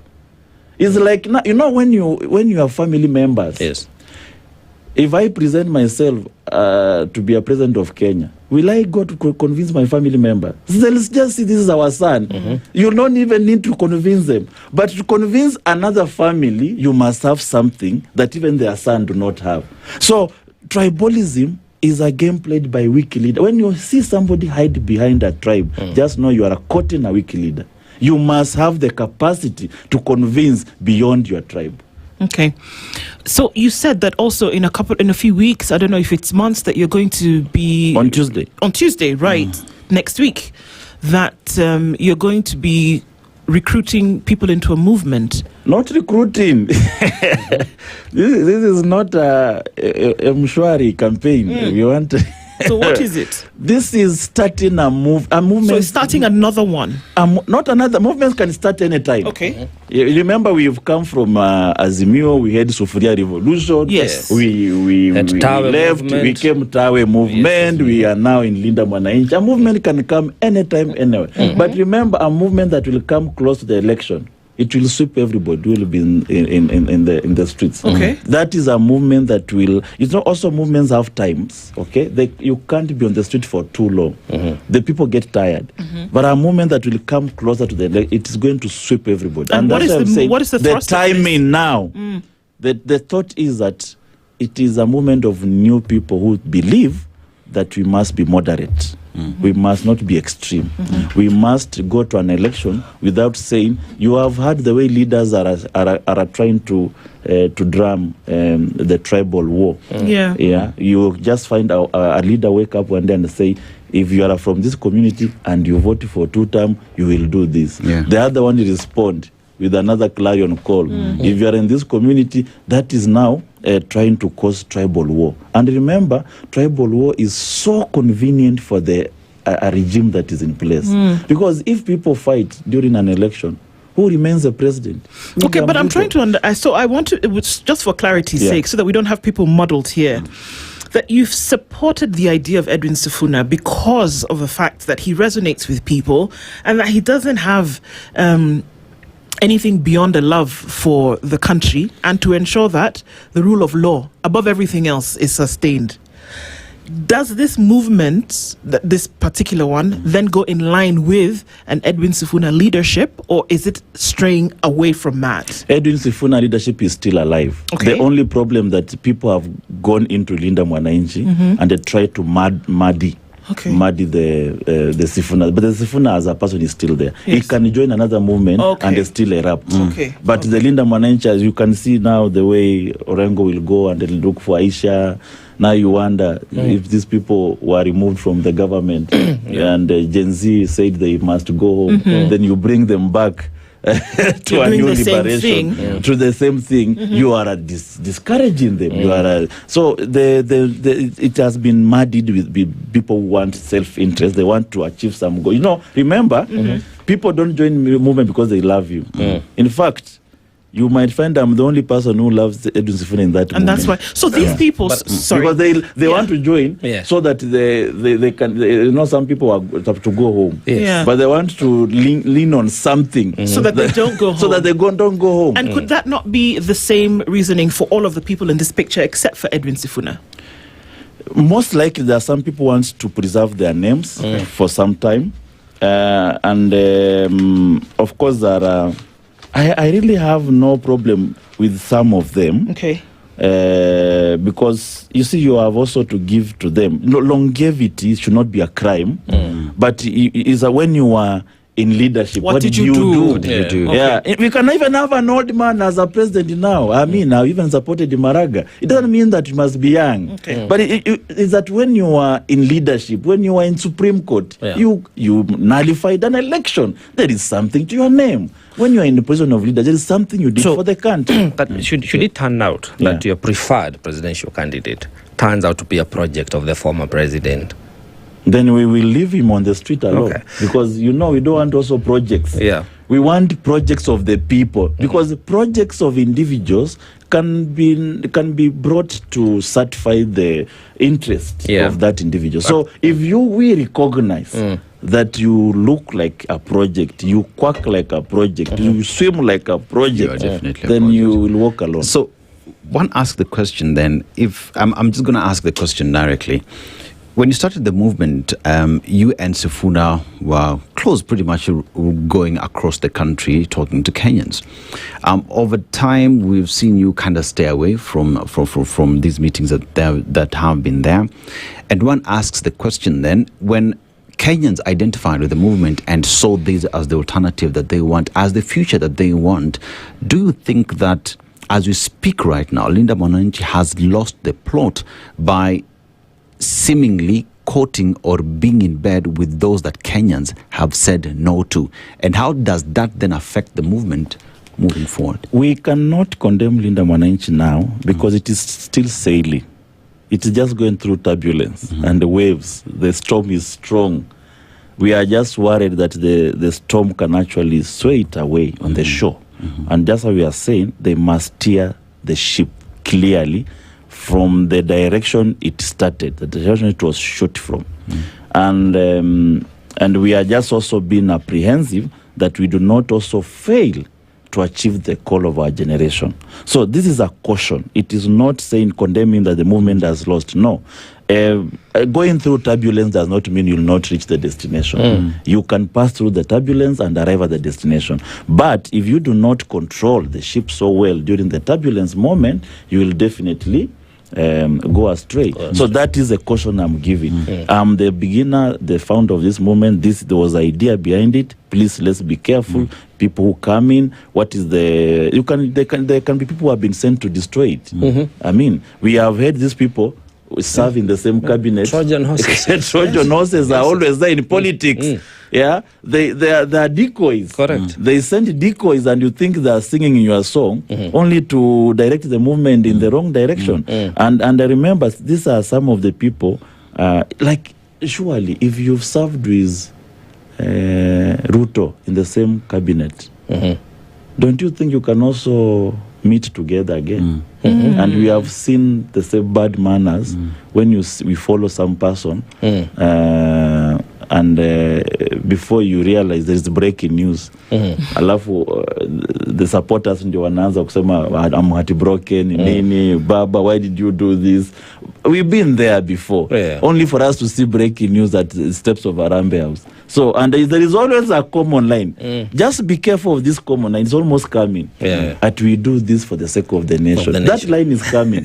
Just watch this space. There is a line that they are fond of using. That the nation is bigger than all of us. We are going to do this for the sake of that line is coming very soon. You will see it. Even the 2000 and that is the reason why we are refusing to go back to that line. Let us clear the nation once and for all, so that we do not do this again for the sake of the nation. In 2007, for the sake of the nation, after people died and went to war, the three presidential candidates decided to form a presidency. Kalonzo became the vice president, and then Raila became the prime minister. And yet all the three of them were on the ballot. So for the sake of the nation, we find ourselves, as you're saying, making decisions that have already costed us, not just economically, but lives. So can we have for the sake of the nation moment before the election and not after the election, so that we are able not just to save lives, but also make organized governance that will appreciate the rule of law as we have it today according to our constitution. And talking of constitution, I would want to ask you, as a lawmaker, there is a Presidential Retirement Act whereby a retired president should not be a leader of a political party. Today you have Uhuru being the political party leader of Jubilee and the chairman of the Azimio. How do you speak to that as a legislature? Yeah, of course, Uhuru, I do not mind Uhuru playing politics. Former presidents that are politicians by nature, they say one's a scout, always a scout, therefore one's a politician, always a politician. His blood could be boiling to play politics. That is his constitutional right. I also do not see the need for him to continue becoming a party leader. It can be a patron, for example, because a party leader of a movement, it means you are at the head of that movement. If an army is going to war, you are the commander. So you are taking this army to war to win. You cannot win a war as a general and leave it to a junior now to take over. A general who wins a war means he is taken over the territory. So if it should not be in front. It should be a role model behind. It should be guiding. It should be telling guys, "Man, I've been this terrain. Don't go this side." It should be offering guidance from behind. I'm not telling him to keep off politics. I'll not tell him to keep politics. He should do politics, but for the sake of the nation, again, can he play it from behind? Can he just meet in boardrooms? Can he not come out in, whether it is through a WhatsApp call or a chair meetings? Because then it is construed, and the politics is perception. It is construed that all these people are not project of leader money. In fact, after this, if now we try to go and fundraise from 190, they'll tell us Uhuru will give you that money. Okay? Wow. Yeah. But we were supposed to be given money by Kenyans, not Uhuru. He's a member of parliament for Saboti constituency, he says, elected by 25,000 people. We're from a community of only 500. So he's brought down that ceiling in terms of what needs to happen. Tuesday, another movement. Tuesday. So we can't ready for Tuesday. We'll see and wait and see what this is all about. But he's sending out a warning this morning and saying that you can't do the same thing the same way and expect different results. It's one that we wait to see. Thank you for being in the Situation Room this morning. And we're glad that this time you were with us. Asante Sana. Thank you very much. And I'm very happy that you are ready for Tuesday. Good morning. It's 8 a.m. The latest news from around the world. 94.4 Spice FM.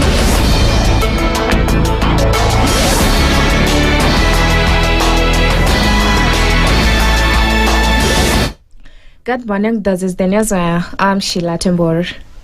Mukurweini MP John Kagusha has been released on 100,000 shillings cash bail after being arrested over alleged inflammatory remarks. Kiambu High Court Judge Njoki Mwangi granted his emergency application and ordered his immediate release pending the hearing of the case. The Inspector General of Police and the DPP have been given 14 days to respond to the application, while Kagusha may file a further affidavit if needed. The matter will be mentioned virtually on 16th September. Opposition parties have stepped up efforts to form a united front ahead of the 2027 general election in a bid to unseat President William Ruto. Azimio leader Kalonzo Musyoka says the coalition is in talks with the DCP led by former Deputy President Rigathi Gachagua, Martha Karua's PLP and the Linda Mwananchi movement associated with Nairobi Senator Edwin Sifuna. We are talking to Democracy for Citizens Party. We're also talking to again re-engaging with PLP. Democracy for Party leader is of course our brother Rigathi Gachagua and also our sister Martha Karua of PLP. They are talking to Linda Mwananchi. So we wish them well as they push for the registration of Linda Mwananchi as a political party. Meanwhile, former Interior CS Fred Matiang'i has been appointed to the Azimio National Council alongside former Meru Governor Peter Munya and Senator Lenny Kivuti as part of a leadership reorganization. Azimio Secretary General Karoli Omondi says the appointments are part of a leadership reorganization ahead of the 2027 polls. The council resolved to reorganize the party structures, the various organs of the party, as well as to move forward with the rebranding of the Azimio coalition. You see, we have the council and we have the executive. So we will be taking important decisions as we go forward. We are also, the party leader was given the mandate to engage other like-minded political parties. The case of missing fisherman Brian Odhiambo will resume on 24th August after the Nakuru Magistrate Court adjourned the hearing. During yesterday's proceeding, KWS officer Abdul Rahman Sudi, the fifth accused, gave testimony that contradicted his earlier statements. Sudi told the court he had been left guarding the suspect who was tied with a rope. He claimed he untied him to relieve himself, but the suspect attacked him and escaped into the bush. During cross-examination, however, Sudi was unable to explain how the suspect, whom he had described as weak and exhausted, managed to overpower an armed officer and flee. Kabla hata nijue kitu gani huko inaendelea, nilikuwa niko chini. Nilianguka chini. So wakati najikusanya ile kuamka na nasikizia uchungu, kapata alikuwa tayari ameanza kukimbia. Na unasema ni kwa wakati huo wa kumruhusu kujisaidia ndiye alipotea. That's your evidence. Ndio. You did not record that event anywhere. Record? No. You did not record. You did not make an entry in any OB. I personally, I did not. The KWS officer also contradicted an earlier statement in which he said the suspect had been handcuffed. In court, he testified that the suspect had been tied with a rope. 6 KWS officers are charged in connection with the disappearance of Brian Odhiambo, who allegedly went missing while in their custody near the shores of Lake Nakuru on 25th January 2025.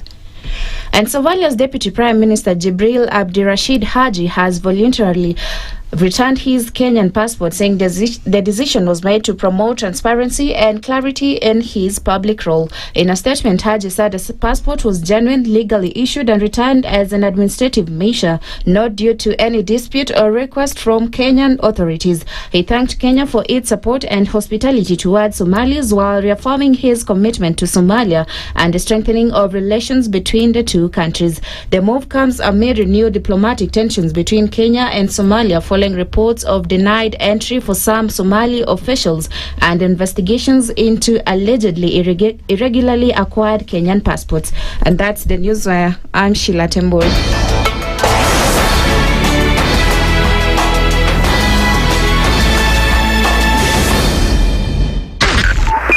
.5 Spice FM, Kisumu. The following takes place from 6 a.m. to 10 a.m. every weekday on Spice FM. We look at the utterances of leaders who are aligned to broad-based, who are initially in ODM. We thought they stand for something. Now they've been exposed. Because we are a third world country, we are poor. And not because we don't have resources, but we have been robbed senseless. look at the wasteful expenditure, look at how large government lives. And we've said this is something that can be controlled. It happens in many other countries. Internally, we used to stand and tell him, boss, hii kitu ni mbaya. And you'd say, now he doesn't, let me tell you, you saw the other parliamentary group meeting, people went there, sat, listened, looked at him, there was no plenary, left. The Situation Room, Kenya's biggest conversation. The following takes place from 6 a.m. to 10 a.m. every weekday on SpiceFM. He himself actually has admitted that he bribed members of parliament, so... he admitted that he bribed members of parliament? Well, when he said... The government. Yeah, when he said that he gave the 10 million was for what? We're always quick to point faults in somebody else before you look at your own faults as a person. If it was Kanu's day, hii amuka naye leo, ungekuwa umeenda bali sana hii. So when we must celebrate you. There are 600 million people now globally estimated to be living with diabetes in the world. So it is a major health problem. It's the largest single disease rising pandemic that we're dealing with right now. The Situation Room, Kenya's biggest conversation. The following takes place from 6 a.m. to 10 a.m. every weekday on SpiceFM. Baba should disown these experts and say they went there because he keep on telling us that these experts you came from Dubai and you found them there already at State House looking for jobs. Government has to has to introduce austerity measures. It's something that this government and the previous ones have not been able to do in this country. We've talked about it so many times. And really, I think you have seen the modus operandi of William Samoei Ruto since he came in. It's just showbiz. This is the Situation Room, the only way to start your day. Mature, intelligent talk every morning. Spice up yourself.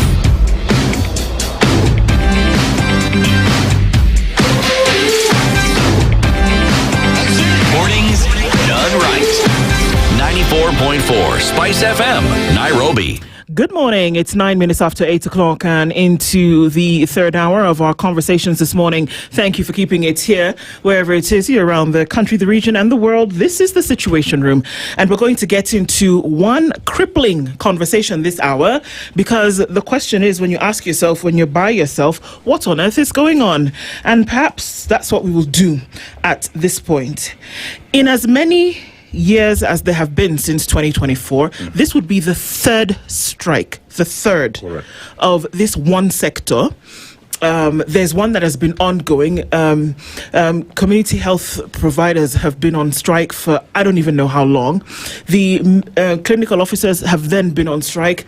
They've gone on strike, they've pulled it back, they've gone on strike, they've pulled it back. This is the third one that we've seen in a very short period of time. And as they've been on this strike, the thing has been that they came out very clearly yesterday and they said, it doesn't matter what you do.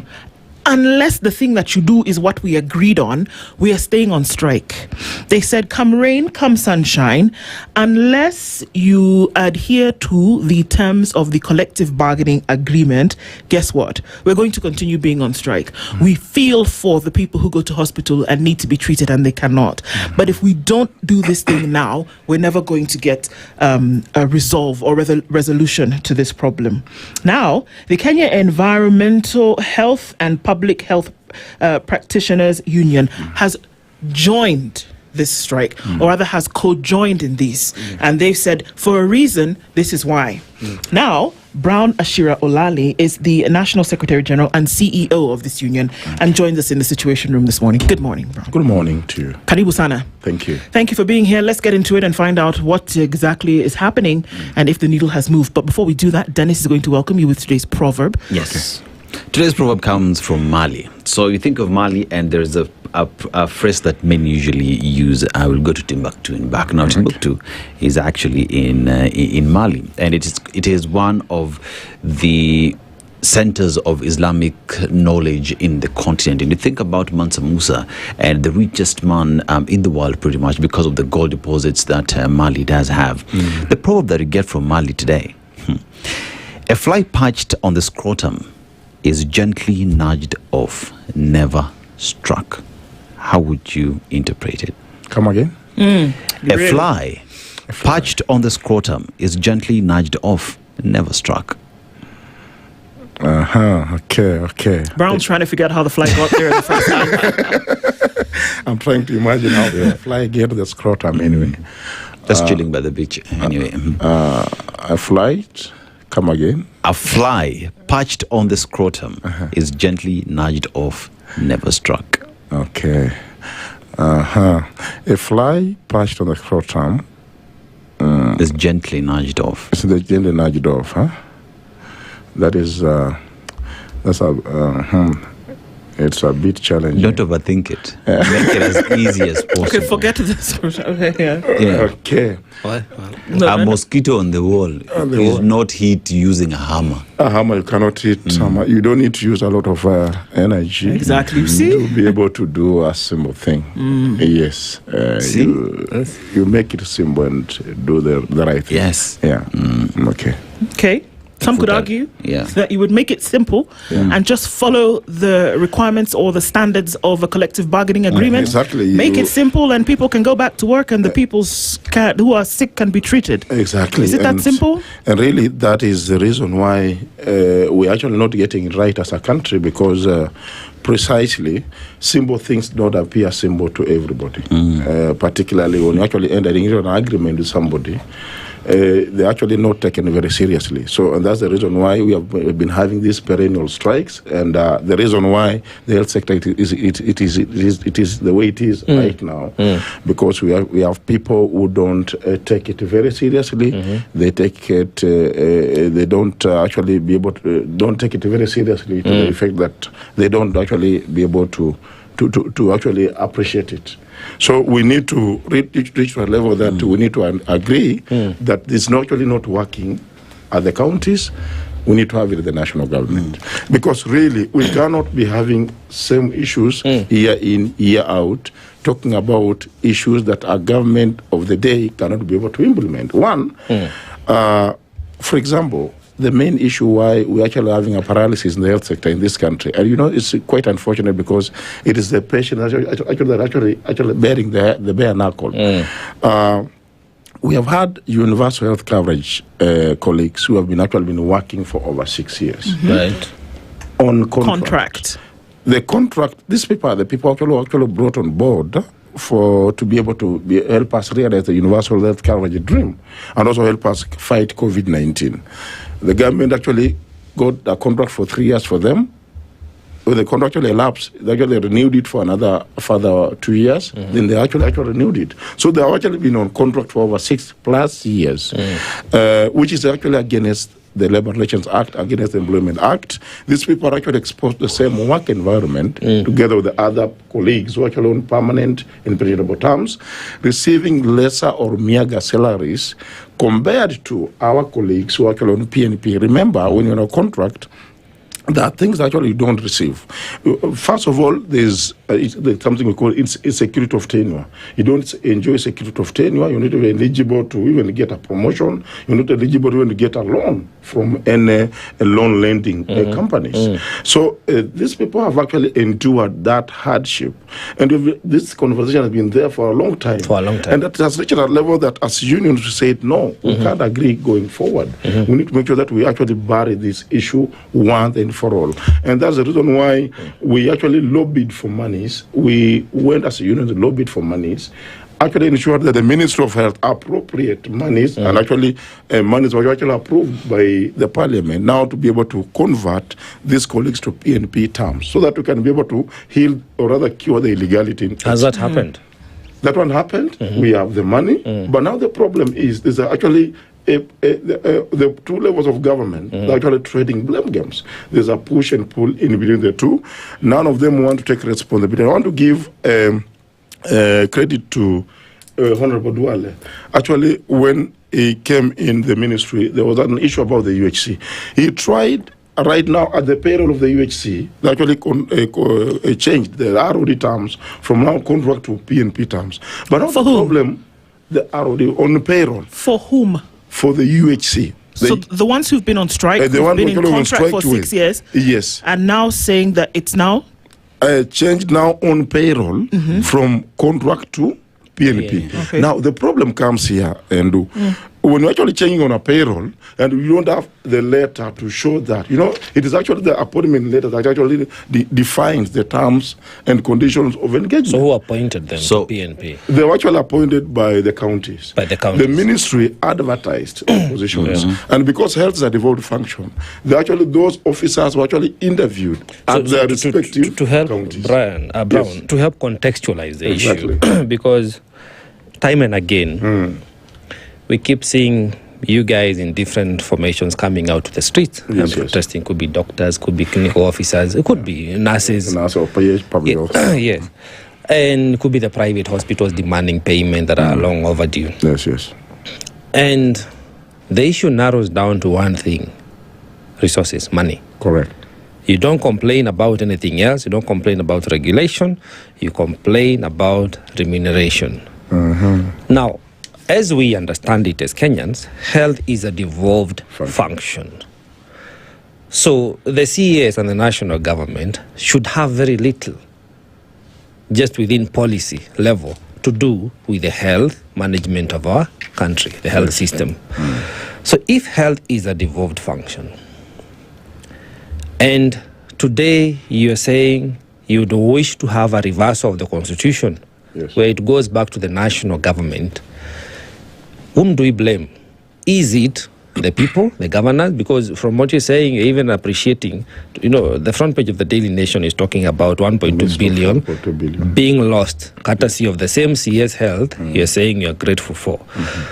Perhaps he's done some good things that we have not seen or heard the of. UHC. Fine. Particularly on the UHC. So, whom does the buck stop with when it comes to management of our health system in this country called Kenya? First of all, our constitution envisages a two-tier management of healthcare in this country. The national government has a responsibility on the national referral hospitals and also on the regulation plus setting standards. How is that going according to you? Let me just contextualize a bit. Okay. Then the counties have also their bit on the issue of to do with human resource management and also the facilities that those county facilities, the level 1 and 2 facilities, that's the hub and spoke. The level 1 and 2 facilities, the counties have a responsibility to be able to conduct the primary health care facilities and be able to do that. The national has got its own bit. Now, this is a situation where we, every day the national government actually gives money to counties by the way of the constitution. There's that shareable revenue, that the counties are supposed to get money from the national government to be able to do their activities, because resources must follow functions in that context. Correct. So if we are seeing our governors not doing their bit, there's no money for anybody here. Monies follow budgets. Budget. Like for example, right now we have a fiscal. There's a budget process. Everybody is expected to give the estimates to the national, whoever, and ensure that these estimates, this budget, actually is funded by the national government or the county government. What we are seeing is a situation of supremacy battles between the two levels of government, and that's why we are saying the same way we have education and security domiciled at the national government, you don't see problems with them. We also want health to be domiciled at the national government so that we can be able to have an easy ride, a smooth ride in the implementation of healthcare services. Remember, Article 431 talks about the right to healthcare, and it actually singles out all the services, be it curative, be it preventive, be it palliative care, all the healthcare services being the right as a right of Kenyans. When we deny them, courtesy of us going on a strike because of an issue that is actually very simple. Like when you sign a CBA, for example, then we sit. So who signed the CBA? The CBA is signed by between the employer and the union. And the employer is the county. In this aspect, the employers, we have two. We have 48 not governments. Yes. The 47 plus the national government, where now all of them sit together at a central place and then sign a CBA.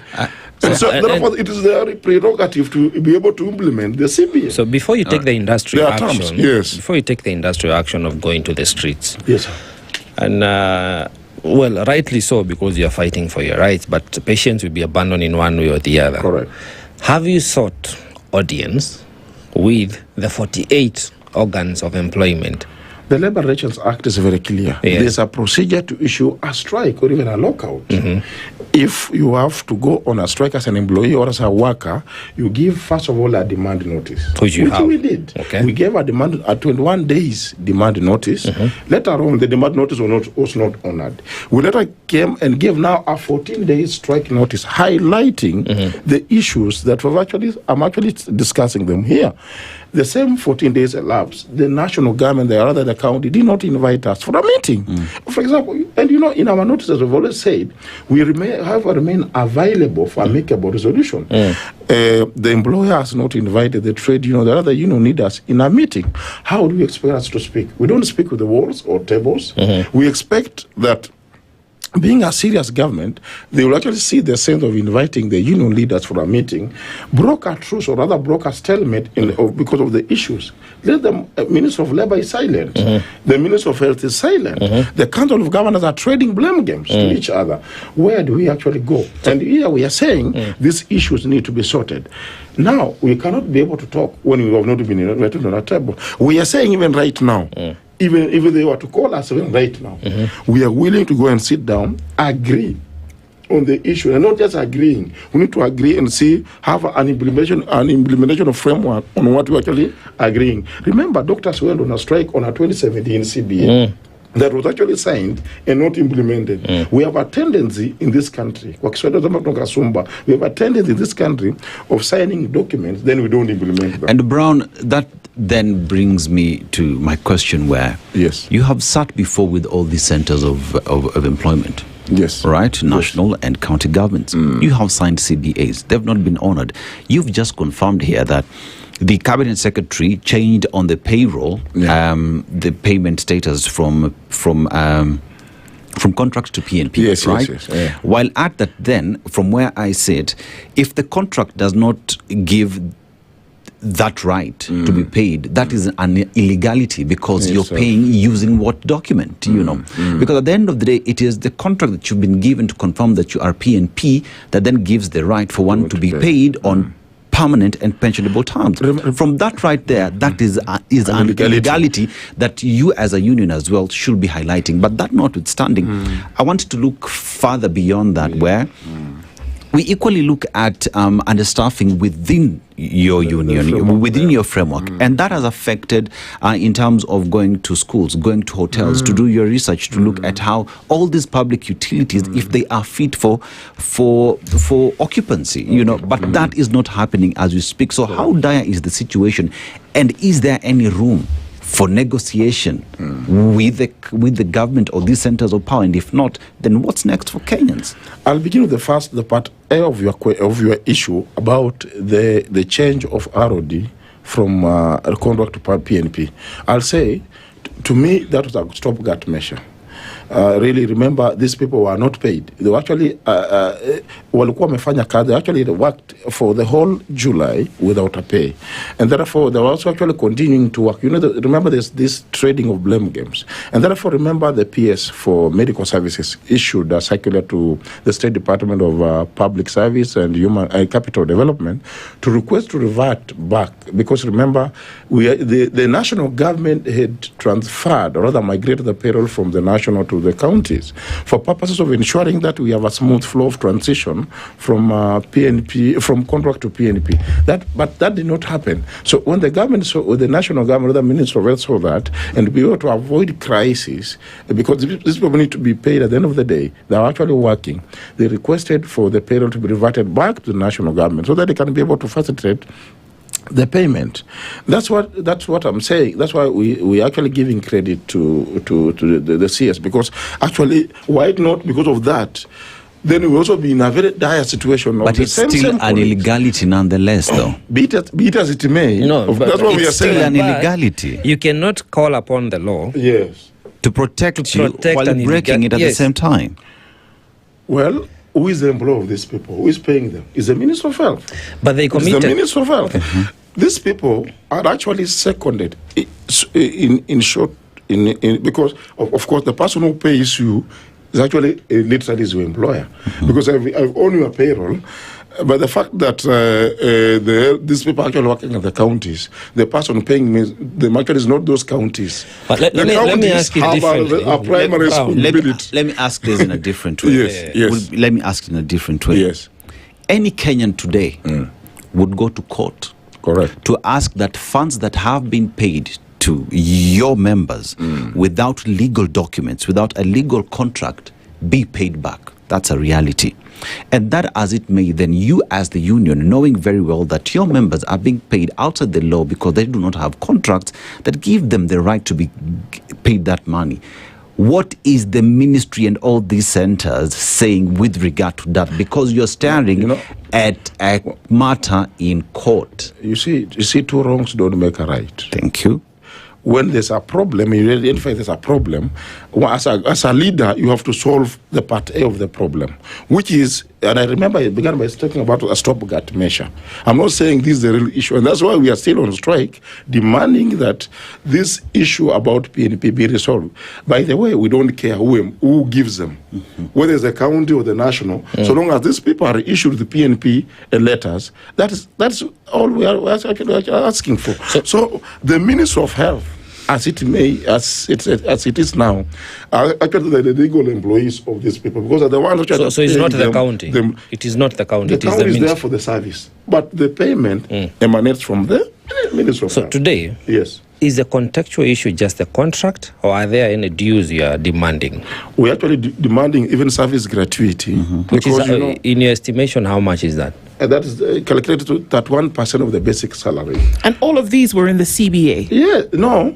Because what we understand is that they've strayed far from the CBA, and that is one of the bones of contention. But these things that are being requested or required or demanded that have led to the downing of tools seem to be outside of the CBA, or is it things that were picked up along the way? We're talking about gratuity. We're talking about the contract they signed, the individual contract, because when you're actually signing a 3 or 6 years contract, it's actually stipulated that you'll be entitled to that 1% of the gratuity. So we are not yet there at the CBA. The CBA is a whole different issue, because we're actually still talking about the contract that these people actually have. They have actually served. So they're actually entitled to that 1% gratuity. Yes. Now that's clear. But the issue here is that every time there's a strike notice, and then going into the strike itself, that the CBA is referenced as having not honored the requirements or the stipulations within the CBA. But it is the same Ministry of Health, it's the same county governments that are being called on. Gibore was very clear yesterday and said they fault the county governments for having not followed certain things, and that the CBA is now the Bible or the document that's being followed. That's true. But it seems very clear at some point that these folks are not playing ball. But it's like we're stepping on the pedal and we're saying, okay, let's go on strike. We'll be on strike.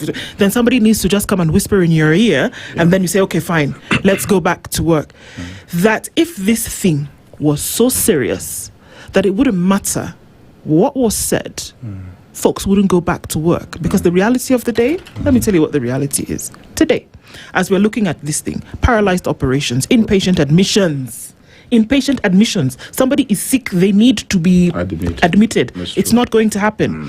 Routine clinics, we're talking about prenatal, we're talking about people who are going for kidney dialysis. We're talking about people who are going to get checkups on oncology. All of those routine clinics will not happen. Emergency care has been severely disrupted across public health facilities, and this is countrywide. Patients are forced to seek costly alternatives in private hospitals or face long delays. One doctor was already seeing thousands of patients. That number has easily doubled in the last couple of days. Referral escalation. Top referral institutions, everybody was flocking to Kenyatta National Hospital before, so you can imagine what's happening today. Now, I'm not faulting medical workers, because absolutely people's rights then should be adhered to. But we're spiraling into a situation that is going to become ungovernable and unmanageable in 24 hours. And it seems as though we never take it seriously enough, because somebody is going to come and whisper, and as as soon as you say Bob's your uncle, folks are going to go back to work. So and it's going to sound crazy, but if you had put the foot down the first time you went on strike and said, let's fix this thing so that we can actually offer the maximum care. But then we go back and we give people the illusion that all you need is a whisper and a prayer and everything will be okay. Nobody's serious here. Whether it's the ministry, whether it's the counties, whether it's the striking workers. I'll say this. Thank you for that analogy. Thank you for making it clear.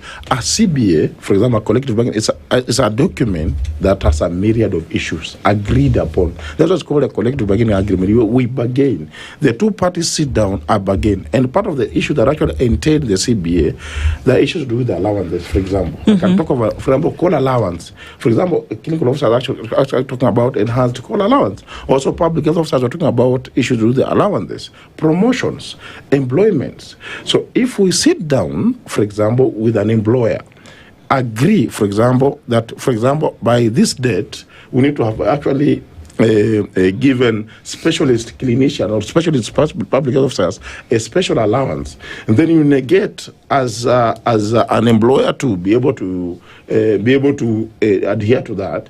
Then, to me, I don't know who's supposed to be blamed in this case. Okay, let me ask this way. Yes. So there's a CBA in place. When there's a CBA being agreed upon, who's in the room? Both sides, Both right? Parties, yes, Both parties are in the room. In this case, the Ministry of Health and the representation of medical workers, right? Correct. Now, in this case, we're talking about clinical officers, we're talking about CHPs, we're talking about midwives and nurses who've just recently joined this. Yes. Okay? So years ago, you have a CBA. Everybody agrees, we sign on the dotted line, everybody goes back to work, right? Yes. Now, when the stipulations of this CBA are abrogated, then people give a strike notice according to labor laws. Somebody decides, okay, if you're not going to adhere to this, let's go on strike. We go on strike. We have this debilitating issue for a couple of days. And then something happens. A boardroom is open. People sit in that room. I'm very curious. What is said in that room that then people now come and they call all of us to come for the presser and they say, we have a deal. What is said in that room for people to then go back to work, only for us 6 months later to be back where we were? What is negotiated? Who agrees to something? What happens there? Of course, the agreement is always reached between the two parties. Saying what? On various issues. No, you have a CBA. But that's what I'm saying. The CBS contains different issues, a myriad of issues, right? And I've just tried to extrapolate on the issues.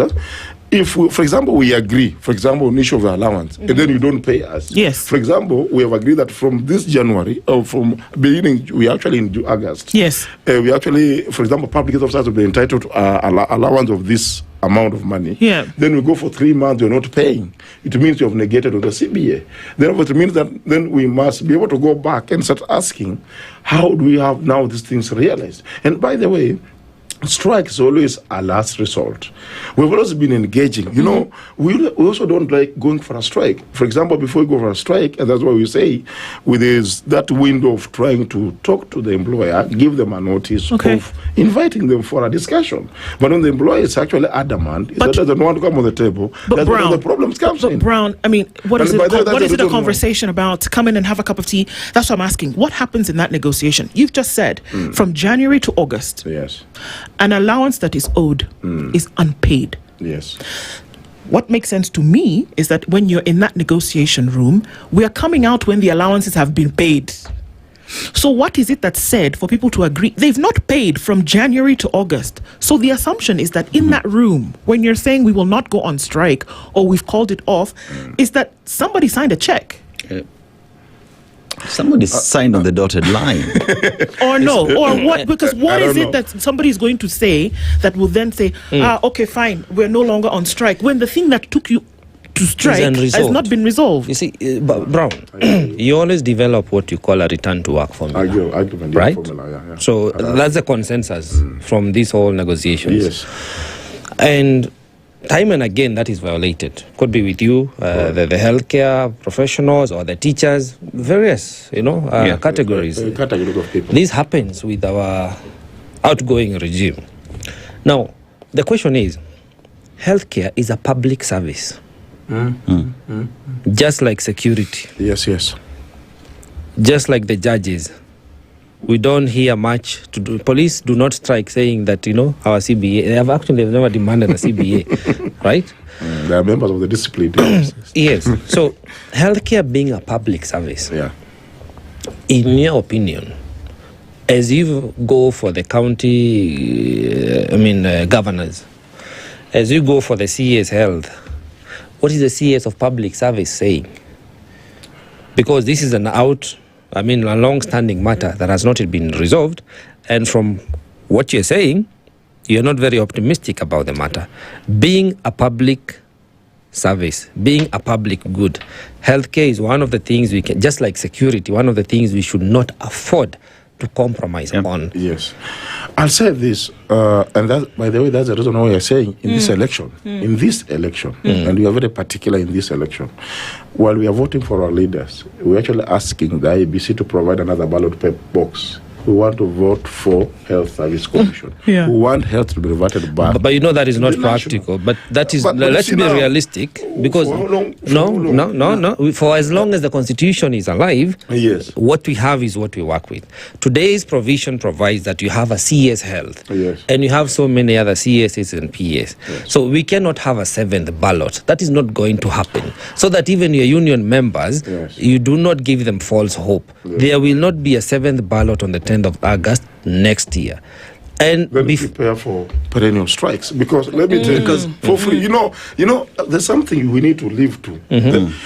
I like Niccolo Machiavelli. Niccolo Machiavelli is one of the principles he said was, he has 5 principles that he wrote in his book about the prince, and he says about one principle that I like most about Niccolo is about realism over idealism.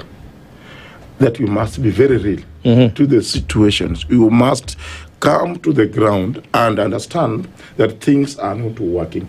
If things are not working, for example, if health was devolved by our constitution, it's not working. And it's us who actually, when the alligator comes from the water and tells you that, there's something there, there's a problem, you better believe. Because, for example, it is us who actually delivering that service. And we're telling you, the reason why we're actually out is because of ABCD. But Brown, I want to take a break. Let's take a break. Let's take a quick break. So that we can come back and Brown a little bit. Okay, Brown, Asher Olali is here with us this morning, and we're asking questions.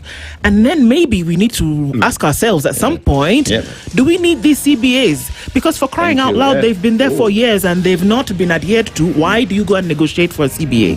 Let's just say we are going to work. You don't pay us, we don't work. Could be somebody else going to learn a lesson from that one, but okay.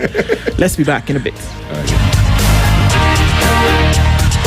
This is the Situation Room, the only way to start your day. Traffic.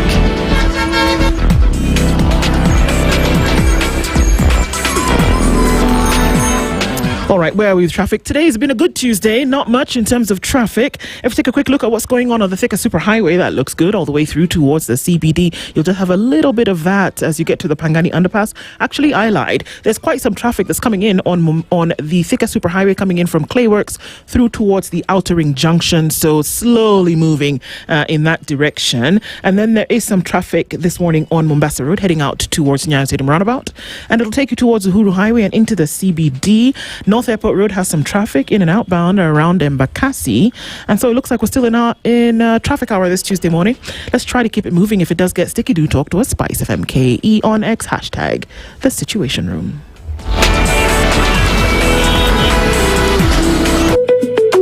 Ebola virus disease is a severe and often deadly illness. With outbreaks reported in neighboring countries, we all need to stay alert. Ebola spreads through direct contact with the body fluids of an infected person or by touching contaminated clothing, bedding, utensils, needles, and other surfaces. It can also spread through contact with the body of someone who has died from Ebola. Watch out for symptoms such as fever, severe headache, muscle pain, diarrhea, vomiting, or unexplained bleeding. bleeding. If you or someone you know develops these symptoms, especially after traveling to affected countries, immediately self-isolate and call 719 or seek medical care. Protect yourself by washing your hands regularly with soap and running water or using a 70% alcohol-based hand sanitizer. Avoid contact with bodily fluids like vomitus, diarrhea at cough, a suspected or infected Ebola patient. If caring for a suspected case, wear appropriate protective equipment and call healthcare providers immediately for assistance. Avoid travel to areas experiencing Ebola outbreaks. If you have traveled recently from an affected area, monitor your health for 21 days and report any symptoms immediately. Avoid eating or handling bushmeat from live or dead wild animals such as bats, monkeys, antelopes, and porcupines. Remember, people affected by Ebola deserve compassion and care, not stigma. Stop spreading rumors and always rely on verified information from the Ministry of Health.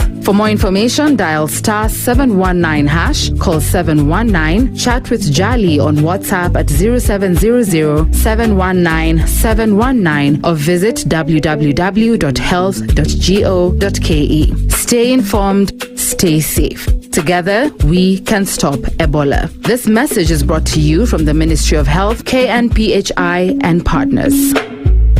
So many forward here. Titles are on the line. Rivalries are at their peak. This is the final stretch where legends rise and champions are made. From the Saudi League to the Bundesliga and La Liga. Recharge your monthly subscription today to feel the pressure, feel the passion, feel the game. Every pass, every goal, every moment matters. Don't miss a moment. Renew your subscription and stay in the game. To renew your subscription, dial *858# for self-service or get in touch with our call center on 0719-077-077 for customer care. Buy a StarTimes decoder at any of our dealer shops countrywide. Download the StarTimes On app to enjoy all your favorite shows and stream live channels on the move. StarTimes. Enjoy digital life.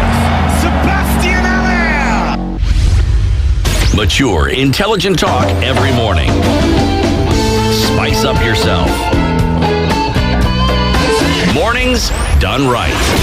94.4 Spice FM, Nairobi. All right, coming in at 17 minutes to 9 o'clock. We continue our conversation this morning. If you'll allow me, gentlemen, I just want to ask this because these CBAs don't seem to work. Look at anywhere there's been a problem and a CBA has been thrown at it. We have the same issues over and over and over again. Health has been one of them. Education with teachers has been another. And every time it looks as though when there is a shirking of government and public responsibility in terms of paying people what you should, whether those terms are negotiated or expected, what do? We throw a CBA at it. Let's have a discussion. And then at the end of the day, we have people holding up some 100-page documents, smiling within the glare of the clicking of cameras, and they say, we have an agreement. What's the agreement? CBA. And then what do? After every 5 years, new CBA. The old CBA has not finished. We have a new one for the next 4 years. It seems to me like CBAs actually are hoodwinking people into imagining that you are solving a problem. But everybody seems to be caught in this CBA trap. Why? In the private sector, guess what? I show up. You pay me. You don't pay me. I don't show up. Why should it be, well, in most cases, why should it be so different? Do you know why CBAs are not working? Can I just tell you the reason? It's because of poor funding, underfunding. Kenya doesn't have money? We agree. It's like we sit with you down, we sat down and discuss. We agree things to please each other. We don't go to the nitty-gritties of budgeting. If you look at even the budgeting aspect, going over the budget of last year, for example, I'm talking about the health sector, it was around 138.1 billion. That was actually allocated to health sector. But then, we agree on a CBA, knowing very well that it's not going to work because there could be a problem or other challenge with the issue of the resources. So why do you agree to that? But you see now, the person who provides resources is the employer, not the worker. The worker here wants better terms of service. What we're actually asking for as a worker is a better improved terms of service. When you sit down with the employer, then he actually agrees to give you those terms of service. But then he negates on those terms of service by failure of providing what is actually providing. Actually, the employer is actually in a breach of the CBA, not the worker. Brown, when you got into the previous CBA, yes, right, it is because previously there were some terms of service that had not been met. Yes. That had included non-payment or remittances of funds. Yes, yes. By the time you're signing this agreement, one asks the question, one of the surest way to show that there is intent to do the right thing is pesa lazima ingie kwa account, because already you've delayed in paying me anyway. There has to be some good intention. It is true. But that notwithstanding, all we see is after these meetings, there is an agreement, there's a CBA that we have signed on how the payment will happen or not. Now here we are today, public workers, health workers are not at work. What does that mean? Inspection in schools is not taking place. Yes, Inspection in hotels is not taking place. That ad that has just played is about Ebola. And that rightfully lands on your feet in what it is you need to do. So in terms of looking at how important your work is and how serious it is for the nation's security and healthcare, surveillance systems, now that we are outside, what guarantees are there that you are going to work only if your terms have been met, that the monies that have not been paid are paid, that the contracts that have not been issued are issued? Or is it another case of we signed on a dotted line with we hope to God that it will be done? First of all, RS and CBS are creation of the law. That's the Labor Relations Act. When a union is registered in this country, the first thing for that union is supposed to do, first of all, is to sign a recognition agreement with the employer. That is to say, Section 54. That is to say that the employer takes a full responsibility of that union, because you have actually, there's a certain percentage, like 50 plus 1. You have a simple majority of the employees, the workers, you actually do what? Represent. After you sign an RA, then comes a CBA. Now, that's a collective bargaining agreement, actually highlighting issues, because each and every union represents unique workers. For example, as public health union, we represent public health officers and technicians in this country. These officers are actually the people who do preventive work. That's what I'm saying. Even in our strike, right now we're actually experiencing very weak disease surveillance systems. If you look at the people who are actually supposed to be tracking down diseases, detecting diseases, responding to emergencies, outbreaks, they are actually on strike. Looking at our border points are actually very porous right now. We're talking about national health security here. The PHOs were actually designated to be at the border points to be able to screen travelers, be able to inspect food, be able to do sampling of food and water analysis, are not doing that. Our national public health food labs are actually empty right now because these workers are actually on strike. What are we saying? We're actually projecting a nation that can maybe actually fall sick anytime from now. God forbid if we have an outbreak right now, like for example of cholera or Ebola comes back or whatever, Marburg, whichever, or COVID-19, will be in shit right now. So what we are saying is that the CBS needs to be honored unless we change the Labor Relations Act, because we actually govern by the law. Unions are a creation of the government. By the way, if you go to the developed countries, unions are supposed to be funded by governments. Because they are creation of the government. They are supposed to be working. We represent workers who work for government. They don't work for ourselves. Brown, the CBA that you had is something that you delivered to court. Yes.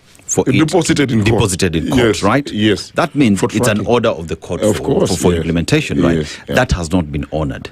Are we also saying courts are also failing us? That has not been honored. So then my question is, how do you get back to having a conversation and signing a new CBA with a party that has already dishonored a court order on the implementation? You know why I'm liking your thinking is because also the employer now also knows that if like a court order, if you're not honored, then you're also in contempt of court.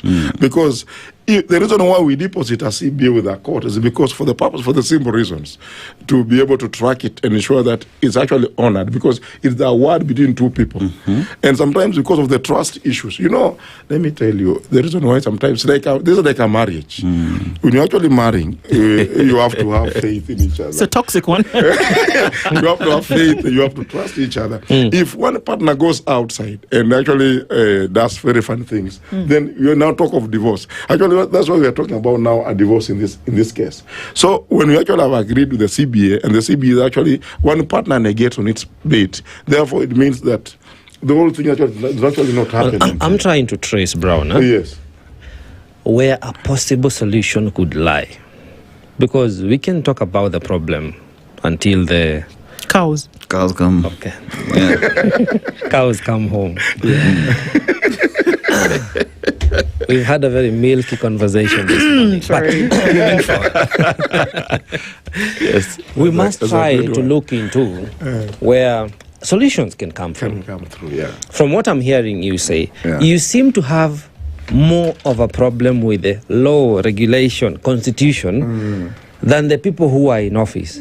Why else, in my opinion, according to the formation of our regulations, our laws, the constitution, it is perfect. The problem is the people who are in office are the ones who are failing to execute their mandate. But it's us who put them in those offices. I do agree. So I'm trying to understand that is your position that if we change the constitution by reverting the public health officers to national government, we are going to have a solution? Or is your position that people who are mandated today as per our current constitution are the ones who are failing to execute their mandate? And that's why we said we need to have a health service commission. Just like the teacher service commission. No, before forming any new organ. I'm coming to your point about our good governors who are actually in charge of our county bosses. We have had a mix of achievements in respective different counties. You get, like, for example, county like, for example, Murang'a, or a county like Nairobi, for example, or whichever county, you find it in health-wise is actually doing better. Other counties are not doing anything in regard to health. That one tells you that how would we prioritize what we do? Most of our county bosses are busy chasing deals and cutting deals and contracts and other things and corruption, as opposed to addressing the real issues. Sometimes you also need to be, and that's why sometimes I like Genesis for one fact. Kenyans, we need to reach at a level that we need to come up and say no to this old nonsense about health. Because, for example, most Kenyans are dying at the casualties. Casualties at the county referral are the casualties. But how many they are dying? They are dying because we have a problem with the health workforce. Our healthcare workers are overwhelmed. We have very few nurses, very few clinicians, and very few doctors. And the population continues to appreciate. We're talking about disease, dynamics in terms of health. We're talking about disease burden and also population. So the dynamics keep changing. But we don't change with the dynamics. The norms are still down. The county governors, since the Constitution 2010, since the promulgation of the new Constitution, we seem not to have agreed how many workers, like healthcare workers, we need to employ at our respective counties. If you ask them, they will tell you we have not employed. If they have not, if we have employed, it's actually very few. Brown, are we having? So the problem is the county bosses. Because for a very long time, this discussion has only been held with the ministry. Yes. But there's a question that Joe asked. There is also the Public Service Commission, right? And I even dare say that we equally have the Ministry of Treasury, where money comes from. It has to be a conversation between Council of Governors, because health is devolved, the ministry, who is the custodian of the policy. There has to be a conversation on public service, Public Service Ministry, as well as the Treasury. If these four people are not in that room, then who exactly are you talking to? Who is supposed to whip them to say together? It's not the worker. You could as well demand. It's not the worker. It could be a demand that you have as well. I mean, who is supposed to? I mean, when you have in my considered opinion, is the president. Okay. So he's the one who has failed. So he's the one who has called the House to order. The president has all the rights, the legal rights, because actually is the unifying factor to be able to, like, if it were not for the president, even this issue about monies about the UHC will not be there. Actually, it took the summit of the president to be able to ask the treasury to allocate. So if the president, the president calls the House to order tomorrow, the strike would be off. Will be off. If the president took charge, as he should, as we define, took charge, and I even don't know whether our president watches the television. You know, sometimes I'm a Kenyan, and sometimes I feel amazed. You are seeing people dying, and people are busy politicking. We are busy arresting people. When the really issues like health, there's a paralysis in the health sector. Where should we be able to put our name? So what I'm saying is this: the president and also our leaders need to be held accountable. And if the president took a whip, I can tell you for free, we'll have all this nonsense come to an end. So maybe we don't need to change the constitution. We need to change the president and his people. But finally, you spoke about national government and its performance. There are about 6 institutions, 5 or 6 institutions that are still under the national government. And they're even awarded, budgetary allocations are done directly to them. In your opinion, how would you rate that performance, 0 to 9, of those institutions that are being managed by the national government? Like which one, for example? Kenyatta, all these referral hospitals. You can take Kenyatta, you can take Eldoret. Those are the ones that are under national government. You know, the indicators to performance. Indicators, and it actually depends on what. Just overall, in your opinion, as a public health officer, where you sit down and say this institution is actually executing its mandate in terms of healthcare as it should. On the counties, I'll give them 4 out of 10. No, the national ones. The national ones, you know, I don't work at the national. But these are things you should know. What I'm saying is that, you know, when there's a crisis here, there's a crisis all over. Right. You cannot be able. We don't have. Different, because when health is not working, it's not working all over. Because the same workers work at the national. I actually work, the same guys work, but it's better than national. Brown, we have to address this, and our time is running out. What is it going to take to make sure that Kenyans who are suffering the pressure of this between health workers and government to be released of that pressure in hospitals across the country? What is it going to take for services to resume and then actually have them operate at the optimal? I want to urge respectfully the warring factions, that is the Council of Governors and the Minister of Health, to put down their ego a bit and listen to us. Invite us for a table, for a discussion on a table. Like I keep saying that if the continued push and pull is actually exposing Kenyans to more of harm. We are seeing more people going to private facilities being overcharged. We are seeing pregnant mothers not being able to deliver safely. We are seeing people with terminal illnesses, actually, like the way Nduh said about cancer and diabetes with the sickle cell, actually suffering. So I want to respectfully request that, and also request the president to take charge and take control of the health sector. Let the 2 warring factions, we need to sit down. We don't need to have a strike to have an RA sign. Actually, a recognition agreement is non-monetary. That's the simplest document you can actually be able to sign, because we have actually 4 unions without an RA. And what we're actually saying, if the Council of Governors sat down with the ministry and actually had that committee, the centralized committee, we can actually have this thing actually done and dusted as early as today. But the continued push and the trading games is not actually helping anybody. It's actually subjecting Kenyans to much more of healthcare suffering than the way it's supposed to be done. Indeed. So for the best of this country and also for posterity, let's ensure that we solve this in once and for all. We are willing as unions to come together.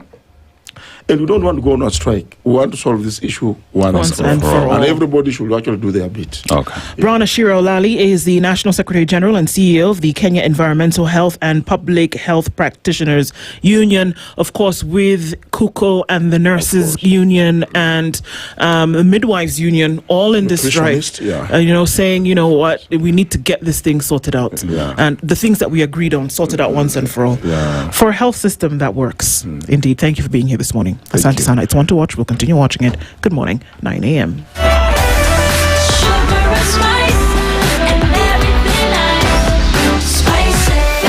Spice up your life. The latest news from around the world. 94.4 Spice FM.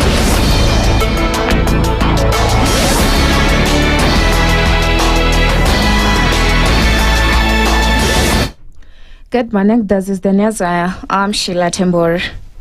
The Linda Mwananchi movement has notified the National Police Service of its planned rallies in Homa Bay County on 16th August while calling for enhanced security during the event. Homa Bay County Linda Mwananchi coordinator Samuel Nyauke led members to Homa Bay Police Station to present notification for the gathering.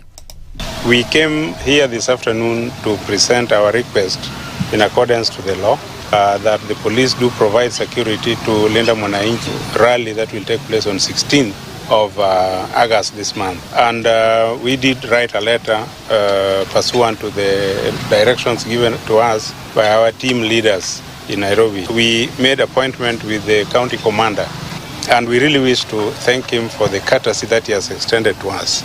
We have presented our letter, he has received a copy, and he has assured us that we will have a peaceful rally. On our part, we are guaranteeing that we will be very peaceful as Kenyans.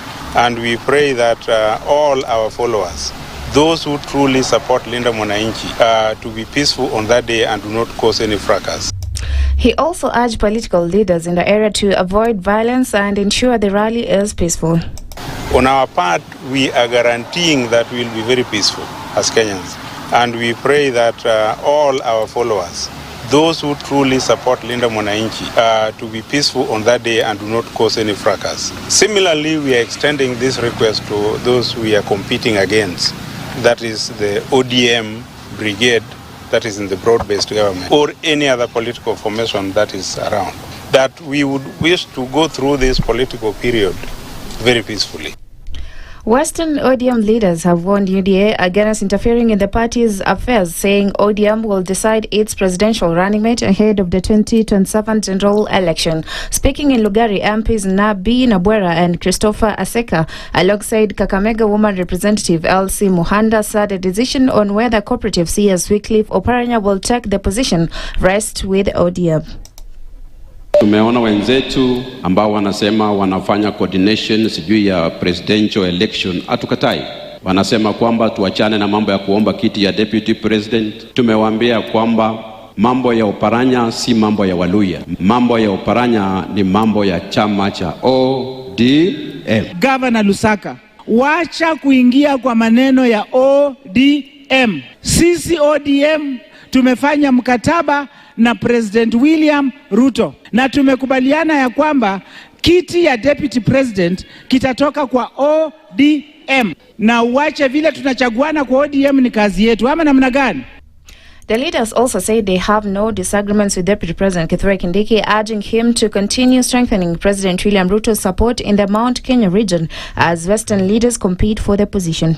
Niambie ndugu yangu Rukuu, waziri, sisi hatuna shida na Deputy President, lakini tunasema kila mtu alete mandazi yake kwa soko. Walete Kindiki na sisi tunaleta Opara. Sisi hatuna shida na Profesa Kindiki kama Deputy President. Hatuna shida. Yeye pia ajikaze kule Mount Kenya. Naweza kusema hii Deputy President, kwa sababu Deputy President haipikiwe kura peke yake, mpaka William Ruto apite. So tulenge tuone ya kwamba William Ruto anapita kura. Ndio kwa sababu mimi nimeamua kufufua chama chetu cha ODM. And community leaders in Lamu County want a binding agreement on jobs, compensation and local participation before the proposed Dangote refinery projects begins. The leaders have welcomed the investment but are calling for an MOU guaranteeing that residents benefit from employment opportunities, infrastructure development and decision making. They want 70% of jobs at the refinery served for locals alongside skills training, fair land compensation and compliance with environmental laws. The leaders say meaningful public participation is key to ensuring the project benefits the host community. And that's the news. I'm Sheila Tembur.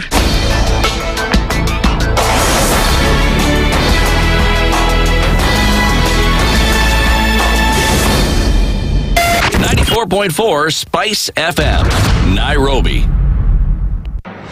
The following takes place from 6 a.m. to 10 a.m. every weekday on SpiceFM. Every time he kept on saying he wants a vibrant opposition. How does it make sense that public money has been used for anything and then they dare to sell it back to you? Why are they not giving them for free? That's how broken we are. That's how broken we are. They're being sent home now for fees. They're going to fail to prepare. We are compromising the futures of these children. This is the Situation Room, the only way to start your day. The following takes place from 6 a.m. to 10 a.m. every weekday on SpiceFM. You have land, Dennis. Okay, your own land. You use your own money to build it, and then you sell it to yourself. But we don't want foreign troops on Kenyan soil. But surely it goes a little bit deeper. This is it. If you find the tree is withering, then you call the person who is managing that tree. Come around. Yeah, Why don't tell me what is first of all, what's the problem? Yes, what is the problem there? How do we expect ourselves to move forward as a country? The Situation Room, Kenya's biggest conversation. The following takes place from 6 a.m. to 10 a.m. every weekday on SpiceFM. Baba should disown these experts and say they went there on the, because he keep on telling us that these experts you came from Dubai and you found them there already at State House looking for jobs. Government has to has to introduce austerity measures. It's something that this government and the previous ones have not been able to do in this country. We've talked about it so many times. And really, I think you have seen the modus operandi of William Samoei Ruto since he came in. It's just showbiz. This is the Situation Room, the only way to start your day.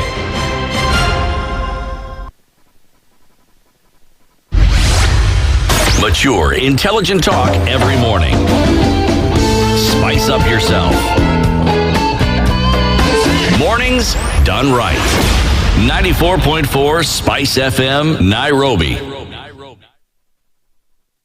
A very good morning to you, and we continue with our conversations this morning. It's now 7 minutes after 9 o'clock, into the final hour of the Situation Room this morning. Thank you for being here, and as we get from one tough conversation into another, and necessary for us to have this, because they actually lace a lot of the conversations that we've had in the past, but also in the most recent past, where we've been asking questions around then who is responsible for ensuring that folks who are in security sector then take responsibility for the things that they're supposed to be doing. And who am I talking about? I'm talking about the police.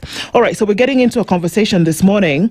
At this point, kind of like what I've told you before, is the Executive Director Imlu and convener of the PRWGK. She'll tell us what that is. Wangeshi Kahuria is here with us this morning. A very good morning to you, Wangeshi. Good morning, and thank you for having me. How are you doing? Very well, thank you. Yes. That's a lovely kimono. Oh, thank you. I have to say. I appreciate it. Thank you very much. Thank you for being here. We're looking into police individual and command responsibility this morning, and asking ourselves a certain number of questions in terms of what does this look like? When do we ask for individual responsibility, and when do we ask for command responsibility? But we'll get into that in just a minute. Our proverbs this week are from a country that actually, because a lot of traditions I love. Dennis will tell you what that is, and we'd love to hear your interpretation. So today, the country she's talking about is Mali. And you think about Mali, remember Mansa Musa, the wealthiest person to have ever walked the face of the earth. Why? Because of the gold deposits that does exist in Mali today. Unfortunately, regardless of the fact that they have all this gold, there is also political instability that has stopped the country from realizing the good things that the country could have because of the resources that they do have. But that notwithstanding, I'll walk from here to Timbuktu and that phrase, right? Timbuktu is actually in Mali. And why is it important? Because it is a center of knowledge for Islamic studies that came back, and many scholars came to gain their knowledge from. The proverb, interesting. A fly perched on the scrotum is gently nudged off, never struck. How would you interpret it? Is gently struck off. Is gently nudged off. Nudged off, not struck off. Does it speak to proportionality? Interpretation is yours and it's never wrong. I guess it sounds the same as, you don't use a hammer to kill a mosquito. I would sort of interpret it that way. Yes. I hope I'm not too far off. Proverb for a proverb. Well interpreted. Asante sana. Indeed. Yeah. Choose your force. Yes. And in terms of what you're going to create in terms of damage later, you might want to recognize that earlier. Absolutely. Okay, so when we look at individual responsibility and command responsibility as concerns the police, of course, IMLU being the independent medical legal unit, and looking at a lot of issues around conduct of the police, there have been certain questions. There are a number of cases that are in trial at the moment. There are a number of questions that are being asked in terms of when this person did this, when somebody shot someone. Did they have the responsibility as an individual, or were they taking orders and then cannot be blamed for that? When Albert Ojwang, for example, is murdered in a police cell, and what we're hearing is that the orders came from above, the person who gave the order, the person who actually landed the blow, who takes responsibility, or who are we asking should take responsibility, or does it depend? Thank you. Let me first situate the legal framework and how we operate and how the country is run. So we have the Constitution of Kenya, which is paramount for every person. And therefore, to begin with, police officers, first and foremost, are legally accountable to the Constitution of Kenya and the rule of law. And then we have the legal frameworks, the National Police Services Order, the Services Standing Orders, SSOs, the international instruments. There are various acts of parliament that define different things. So what police officers should know and what Kenyans should know is that a police officer can never say that I took instructions from somebody else, because first and foremost, they are trained, they understand the Constitution, they are aligned to the Constitution, and they uphold themselves to the Constitution. So when an order is given, the first question is, and there's a guidance on how to sort of tease out what you need to do. So the first question any officer should ask themselves is, number one, is it lawful? Number two, and if you're talking lawful, does it fit within the constitutional and the legal framework that we've spoken to? Is it provided for in the Constitution? What does the Constitution say? And then where is the order coming from? The orders come from your command, your supervisor. The command or the supervisor has some core responsibilities. One is take charge and control over their team. Two is act within reasonable command and force. So you ask yourself, do I have the knowledge about certain things? What does the law say about it? So the same premise, right? And then number three, act in every possible way to prevent, one, a crime from occurring, or a violence or an unconstitutional matter from occurring, and or if it happens, then report it, investigate it, and ensure that the due process takes place. So that is the simplified command system. So ask yourself, is it legal? Is it constitutional? Where is it coming from? So the issue, and I hear this a lot, that we took orders from above. Fine. There are mechanisms of saying, if this is unconstitutional, I cannot take it. We do know that the police service is a disciplined force. So the minute we step out of that space of discipline, the space that calls for professionalism, remember lives, safety of Kenyans, rule of law, prevention of crime, protection of life and property is under the hands of the law enforcement system, which is the National Police Service. So the minute we step out of that, we get into very risky waters. So the issue of command coming from somewhere else can never be used as an excuse. It is not acceptable. It is not within the confines of law. Right. At least that sets the pace for us to begin understanding.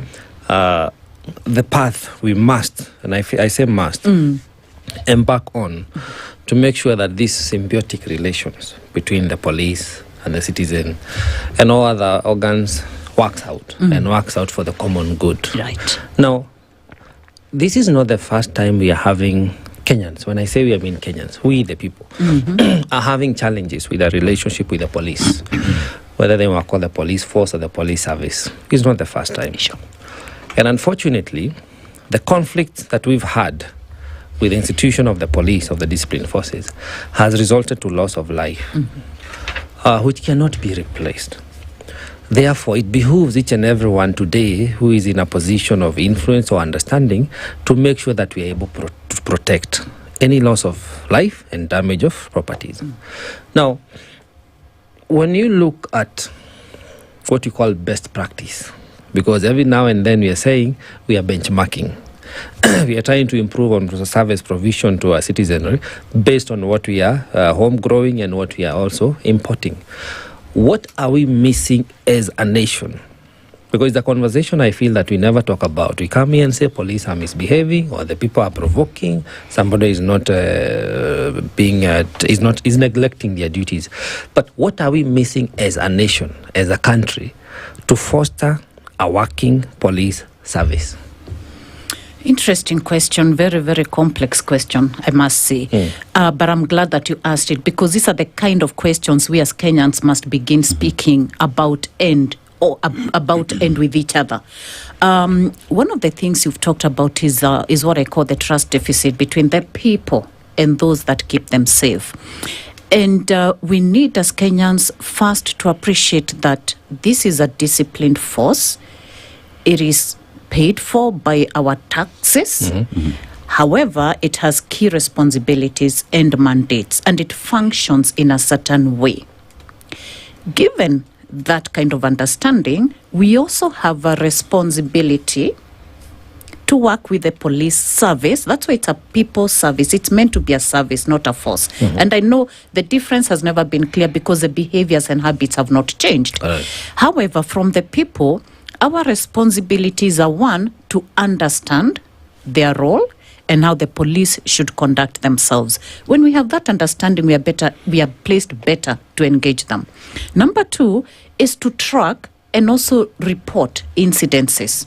All right? And then number three, which is really critical, especially in the area of work that I work on, around human rights and freedoms from torture, prevention of torture, enforced disappearances, extrajudicial killings, is if, for example, we have the protest that people utilize as a right to express themselves, there is a code of conduct that has been set for the rights holders, the people themselves.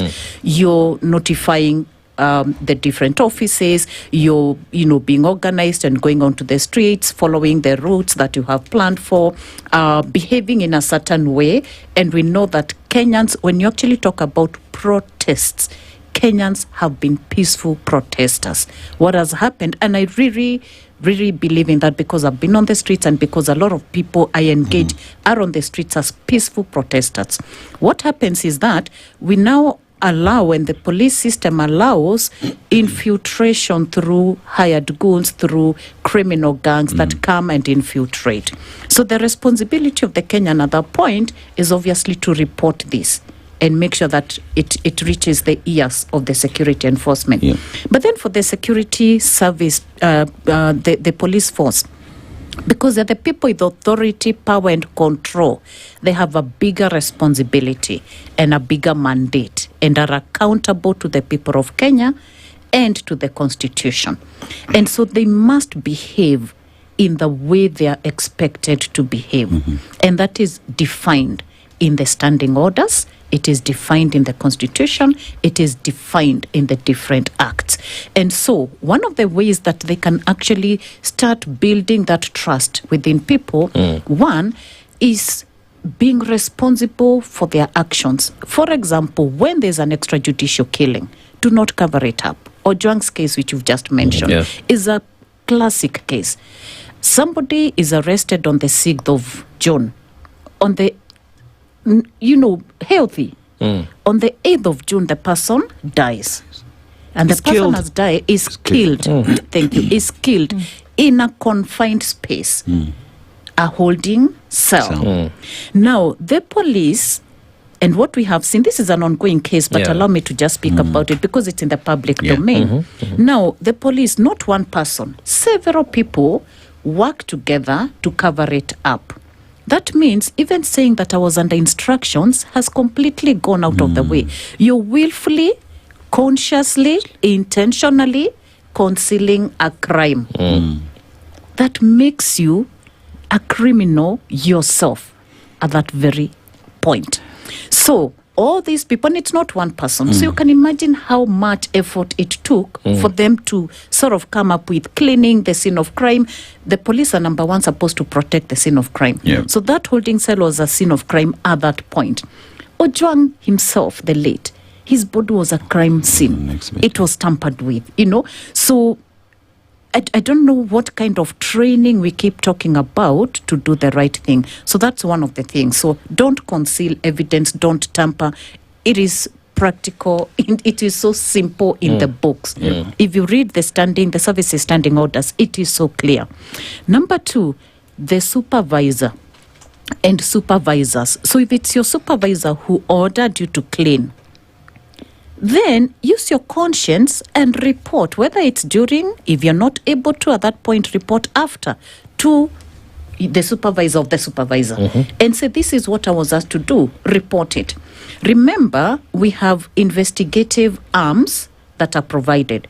We have the Internal Affairs Unit, we've got IPOA, we've got the National Police Service Commission, each with distinct roles in terms of the investigative orders and the actions they can take.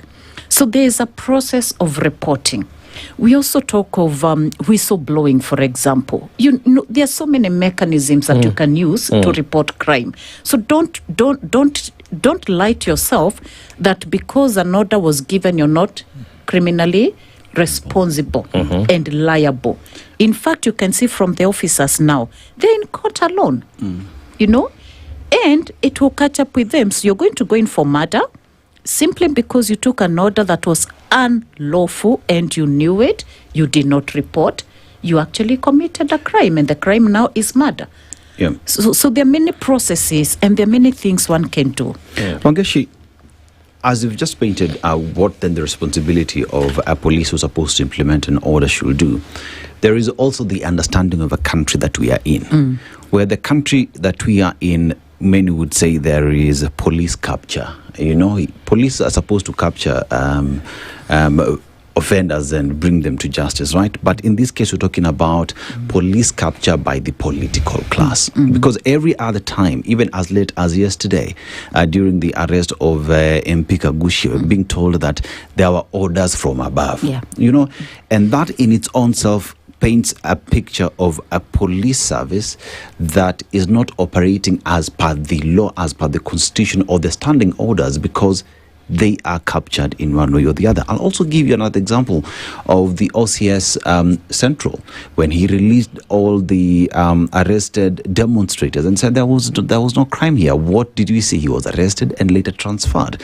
So when we talk about the management of police officers and even the command responsibility, one would say that the big honchos in the cadre are always left to do what it is they want to do, and it is the junior officers who take the blame. Because even the Ojwang case, there is a senior officer who's been mentioned time without number, yet they're still out here. So how are we managing? Is it that the law does not apply to everybody? It's a very sad situation that unfortunately all the time what we have seen is that junior officers are the ones who face the law. And indeed what you're saying is true. There is capture. We are Kenyans, I'm a Kenyan. I know it, I have seen it. There is capture of not just the police service itself, but also other institutions that have oversight mandates.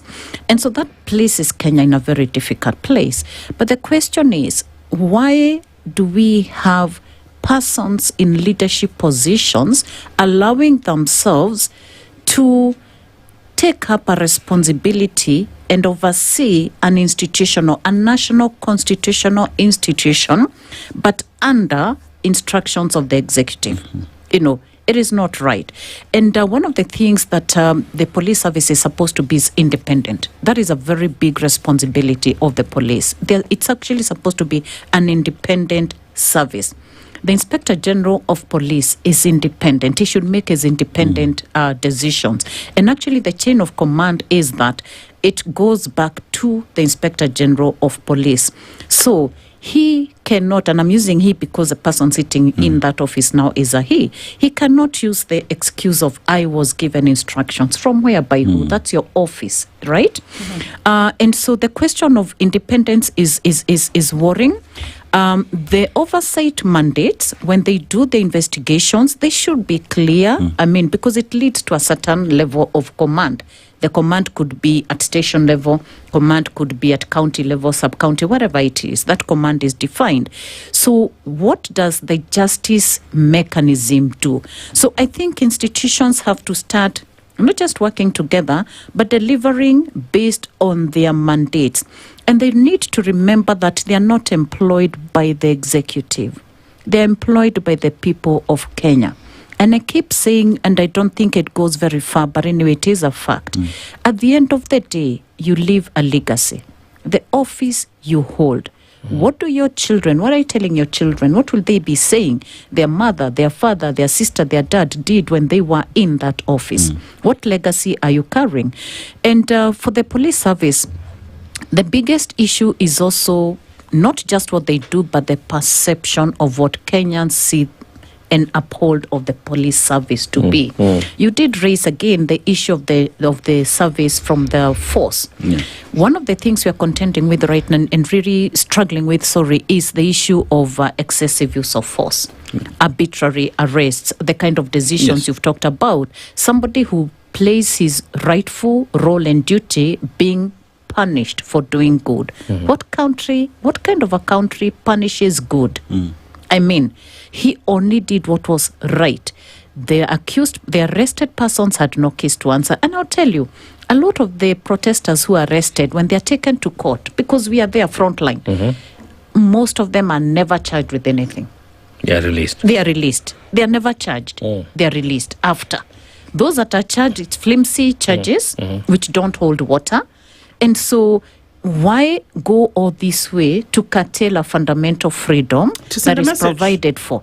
That's the thing. And so we are running Kenya backwards. We are getting back into an authoritarian, autocratic country when we fought for democracy, freedoms, rule of law, human rights, you know. So it's all about power, and it's very unfortunate.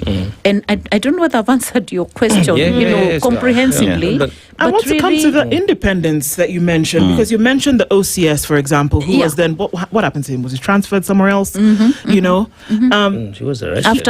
After being arrested first, of course. And of course, we had people outside the police station demanding for his release. Yes, and I thank Kenyans and for even that. offering to pay bail. But there he stood, and he showed that really independence is yours. Yes. That you can actually decide that you will live out this independence. So for the people who do not, do we say that they have power or are they weak? You mentioned that folks in the service are subservient to the Constitution first. Well, it doesn't appear so. That there seems to be a very real fear, because it's not reverence, for those who are in command above them. Yeah.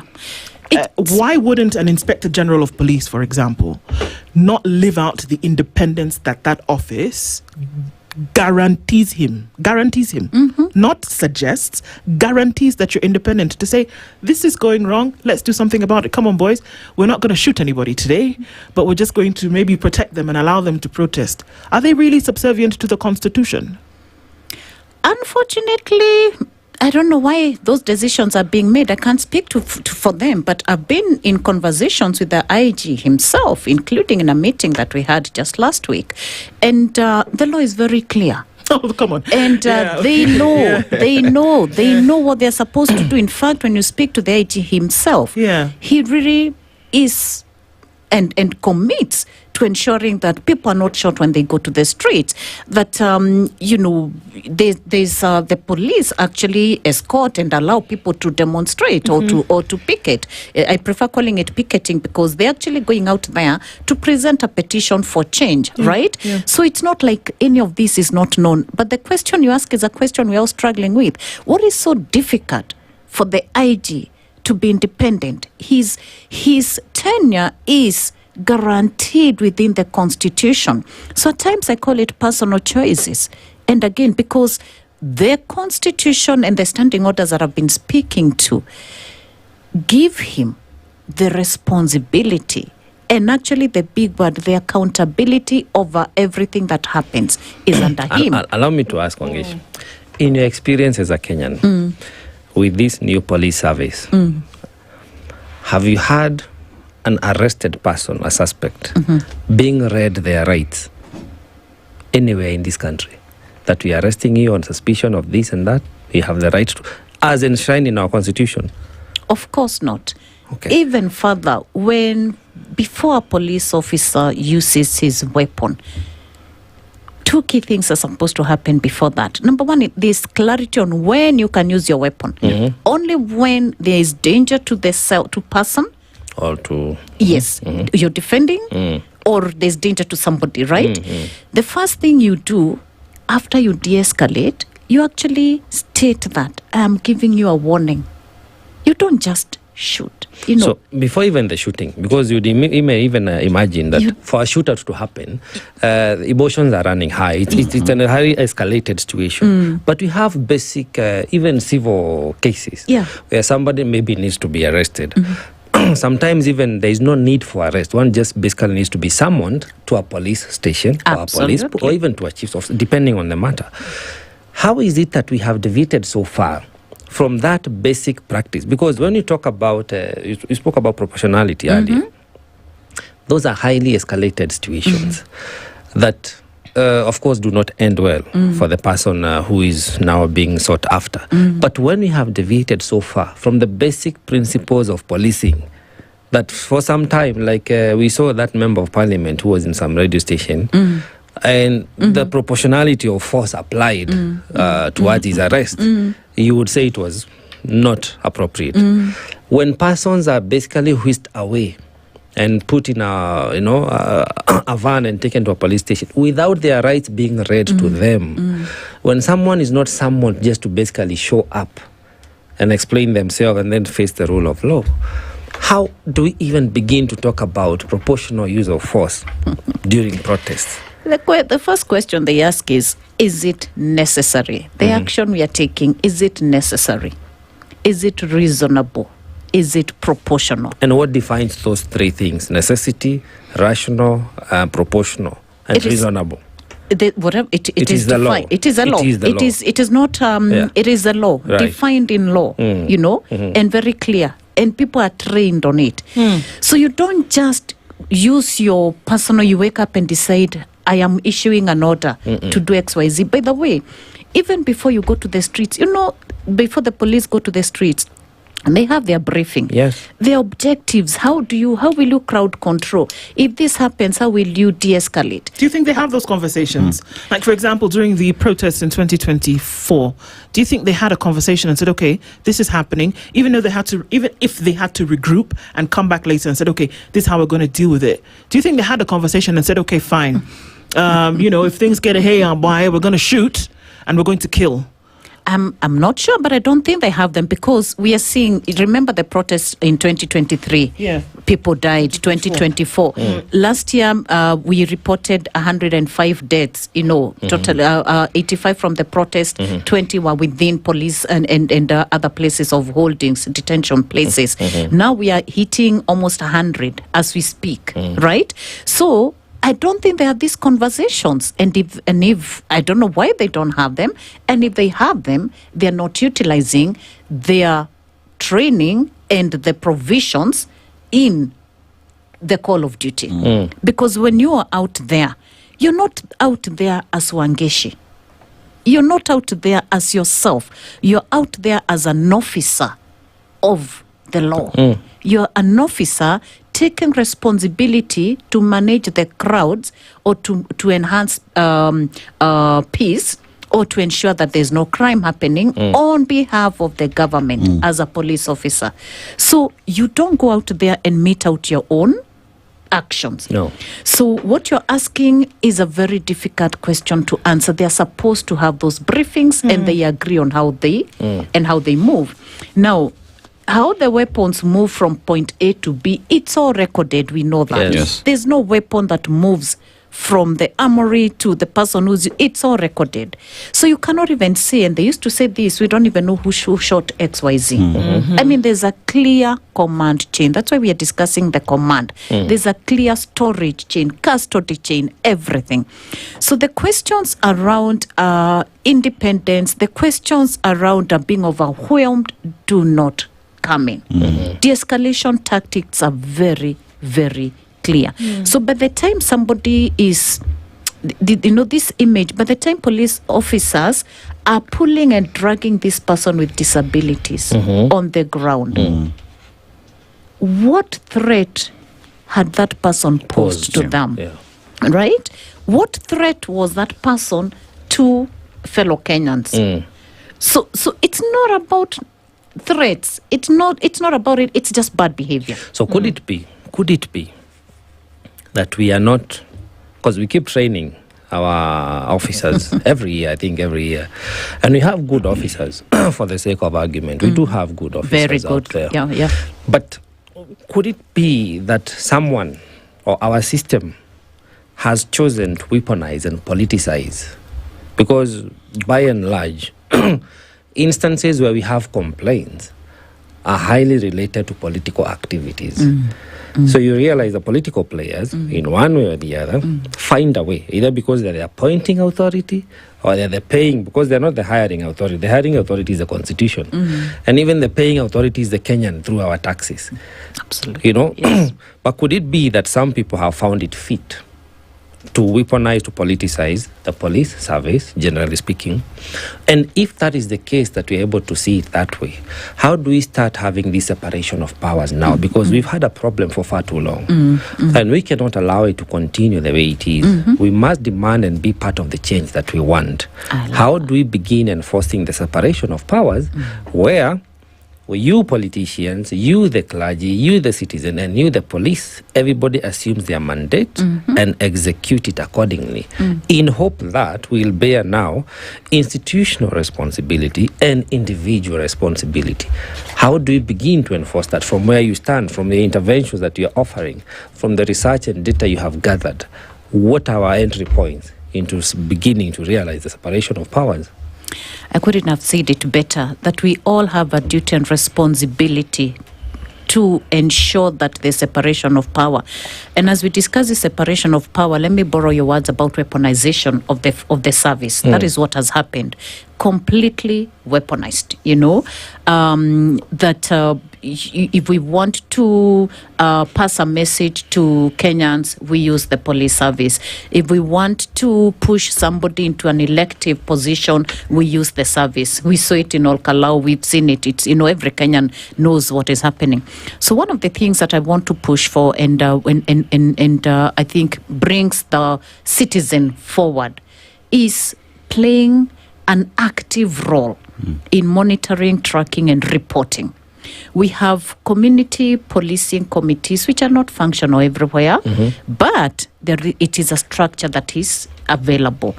One of the things citizens can do, and we have very active human rights defenders on the ground who are under threat all the time, including civil society organizations like ours, under the threat intimidation all the time.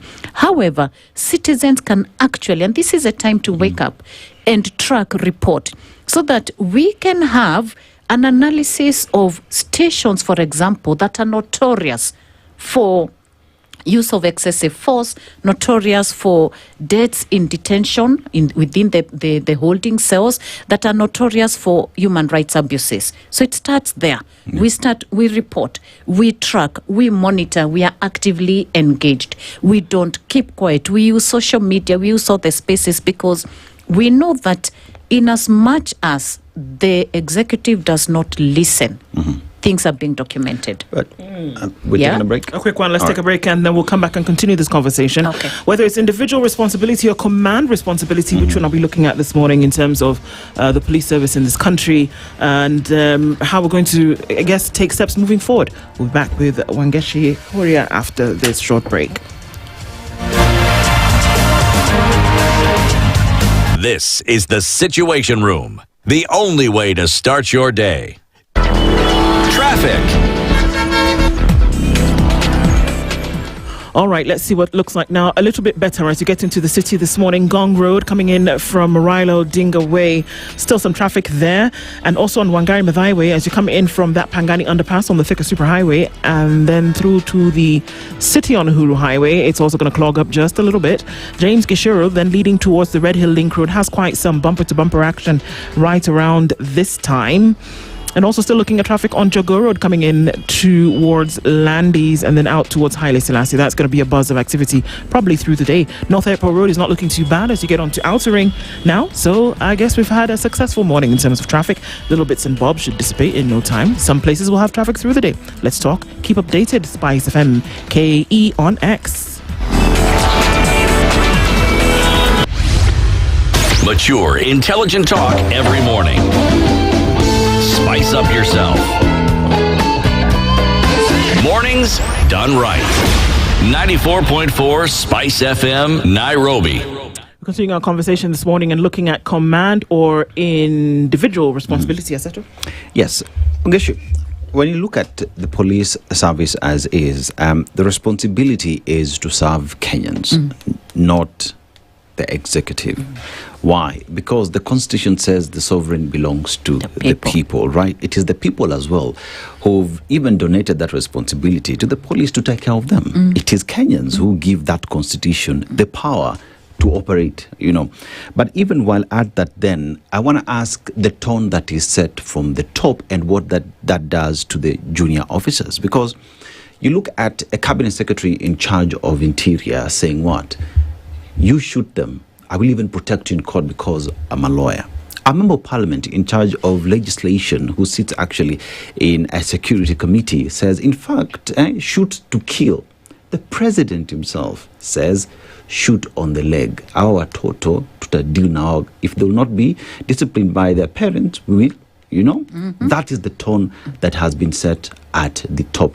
That combined together with what it is we're seeing, the case of Albert Ojwang, and then again the DIG being there. You look at all these court orders not being respected again, another DIG who is in this mix. What does that do to Kenyans trusting and believing that the police will offer security?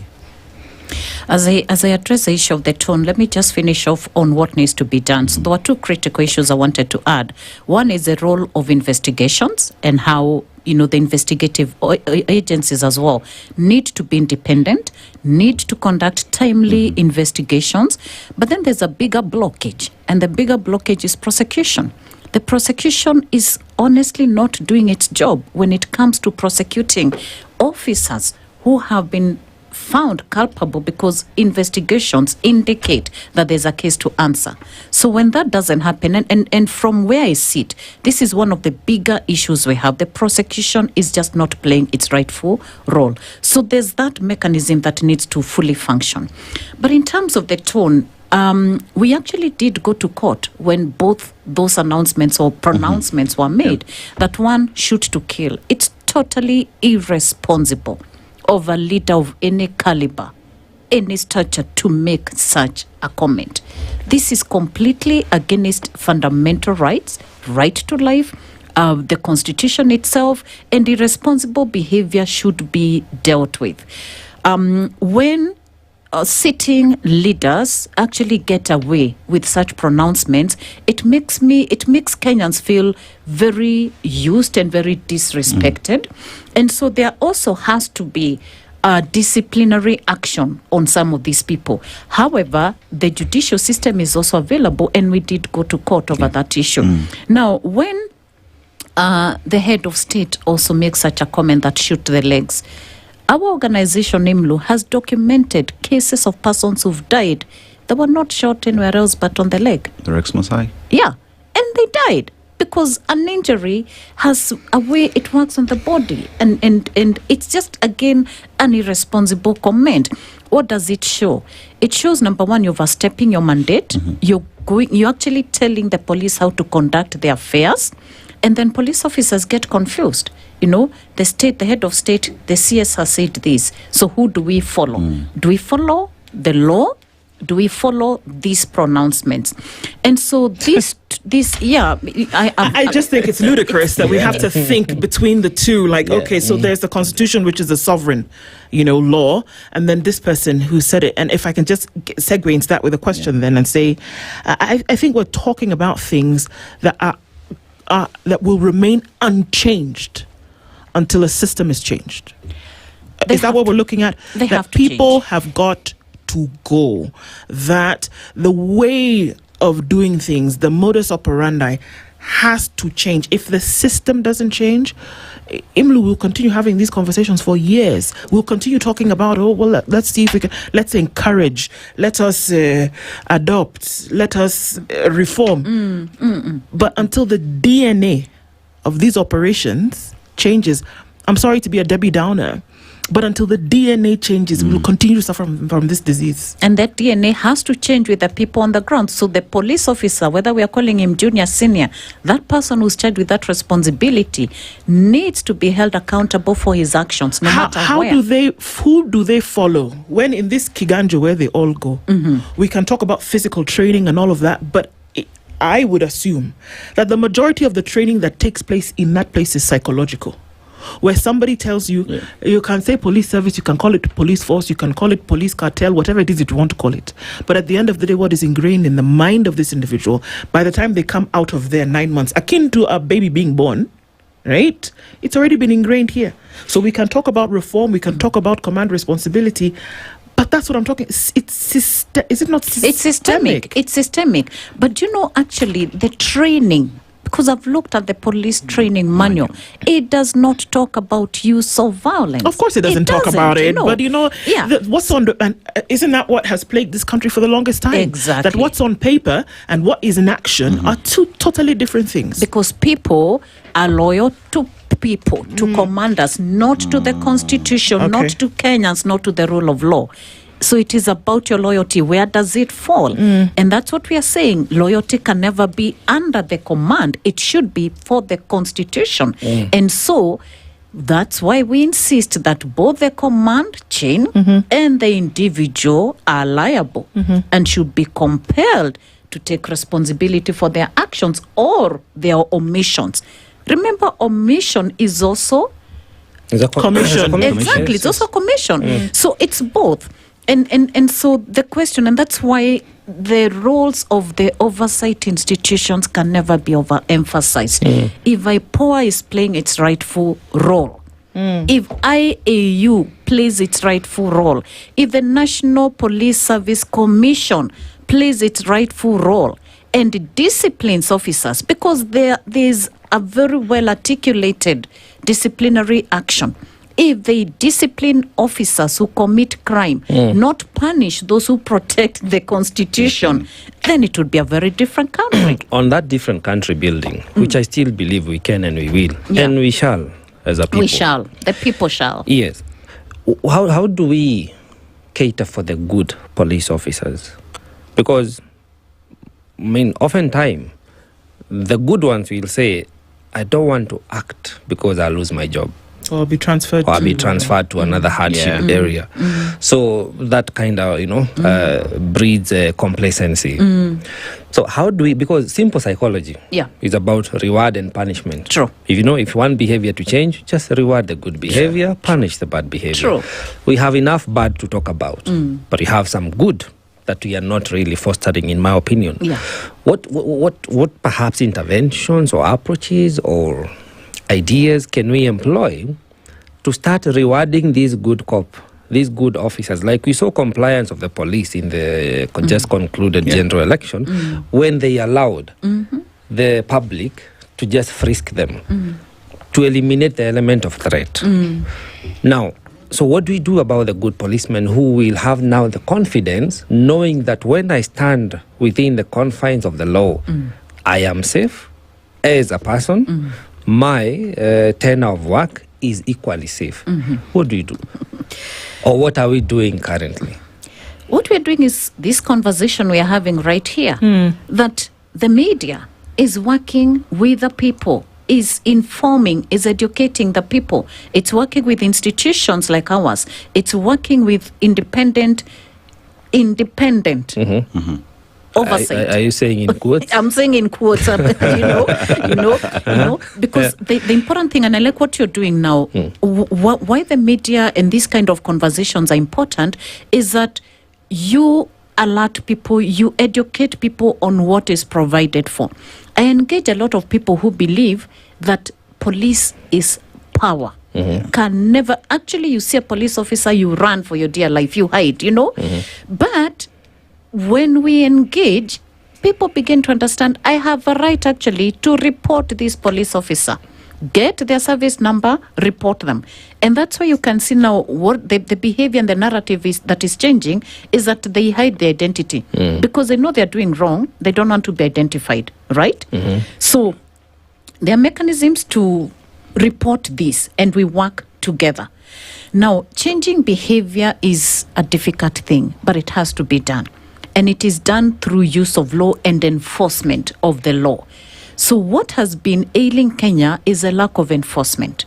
Because, again, the law is clear, provisions are clear, but the system does not enforce the law, whether it is now what you're saying, to award good behavior or to punish bad behavior. Awarding good behavior can be a people-led thing. Why don't we identify officers, stations? In fact, there's a program we are running as IMLU, where we are beginning to identify officers, and actually this suggestion was made from one of the units in the police service, the reforms discussions that we were having. And they said, same question, you always bash us. And we said, we don't bash you, we just present the cases as they are. So if you feel that you feel bad, then perhaps you should check it out, right? Exactly, So we said, we will come up with an initiative where we are recognizing either a station or an officer, like the central police officer should be awarded by the people. By then, they don't have to be awarded by the police service. It's a people power.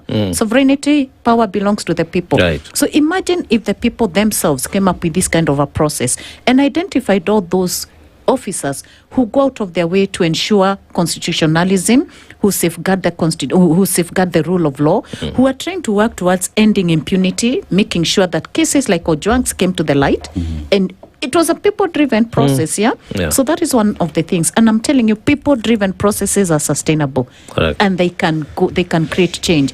But they will not work alone if we all don't push behind the people and support the people. So organizations like IMLU, Kenya Human Rights, all these civil society organizations, our collection of evidence, preservation of evidence, presenting it in court, working with advocates, lawyers, LSK, all these players, to make sure that we have watertight cases, presenting them to court, and we are working with IPOA, IAU, all those people, and then making sure that the judiciary does not let Kenyans down. Why are cases taking forever in court? Yesterday, the Kenjakoma brothers case, I got calls from Embu, and people are saying, why is this case taking so long? Why they even blaming us for letting them down? And we are at pains to say we are not the judiciary. We are not the ones, but there has to be fast tracking of cases. What is an acceptable timeline to adjudicate a case, to finalize a case? Because, again, impunity is what is breeding contempt. Right. It is what is aiding officers to become complacent because they know it never happened to somebody, it will never happen to me. But I remind all of us, myself included, that my actions today will still hold me, will enable me be held accountable 20 years from today. So don't forget that you're in office today, tomorrow you may not be a police officer, or whoever is protecting you will not be in that powerhouse. Wangeshi, one thing that as well stands out is if you look at the 2010 Constitution, initially the appointment of the IG was never really the work of the president at the time. It was the Police Service Commission that would then sit and decide on who then is fit. Talk about the independence that was there. But then again, an act of parliament is passed. It's called the Duale Act, right? That then gave the president an oversight or a view or to be involved in one way or the other. And many say that even the appointment of the IG, the independence of the IG has been taken away. Why? Because the president has a stake on the appointment of the individual who sits as the IG. Would you reckon then, if the independence of the police or the appointment reverts back to the Police Service Commission, they're allowed to do their job, and anyone who sits there, would you reckon that would give police the independence that they actually do deserve? Of course, absolutely. The appointment is a big issue. Who the final and the perception of who the appointing authority is. Now, the National Police Services Commission has the overall responsibility for appointment. That should be. But we've seen, of course, the current scenario is that the president makes the final decision. So that doesn't aid in any way, because your loyalty then begins to be aligned to the presidency, which shouldn't be. Of course, there has been political wars between the National Police Service Commission, the National Police Service itself, and other structures. And obviously, if we had an independence in the appointment, it would make a very big difference. It would make a very big difference, because then the powers that be, although we know that they can also not be the appointing officers, but they will still capture, because capture is about power. It's about influence. It's about money. I mean, it's about corruption also. Let's be honest. Money changes hands, obviously, right? So we know that capture is about many other different things. So you may fail to appoint, but you can still capture. However, I think the bigger thing is around the conscience of the person, the mandate that the Constitution upholds, and then the appointing authority to put its feet down and ensure that they do their rightful duty. Now, as we come to the top of the hour, there's another arm of policing that we never talk about. Perhaps it's because millions of us Kenyans are accomplices to the crimes they commit every day. And in my opinion, this is the traffic department. And this is how I qualify my statement. Every day, even right now, go to any road, you will see police, traffic police, stopping a PSV vehicle. We know they collect money. They shake hands. They shake hands. Like, I think they do a visual inspection of the vehicle and the people being ferried, and the vehicle goes. But over and over again, we've heard that some of the motor vehicles have proceeded to cause an accident. And we have had loss of life. This has become sort of a culture.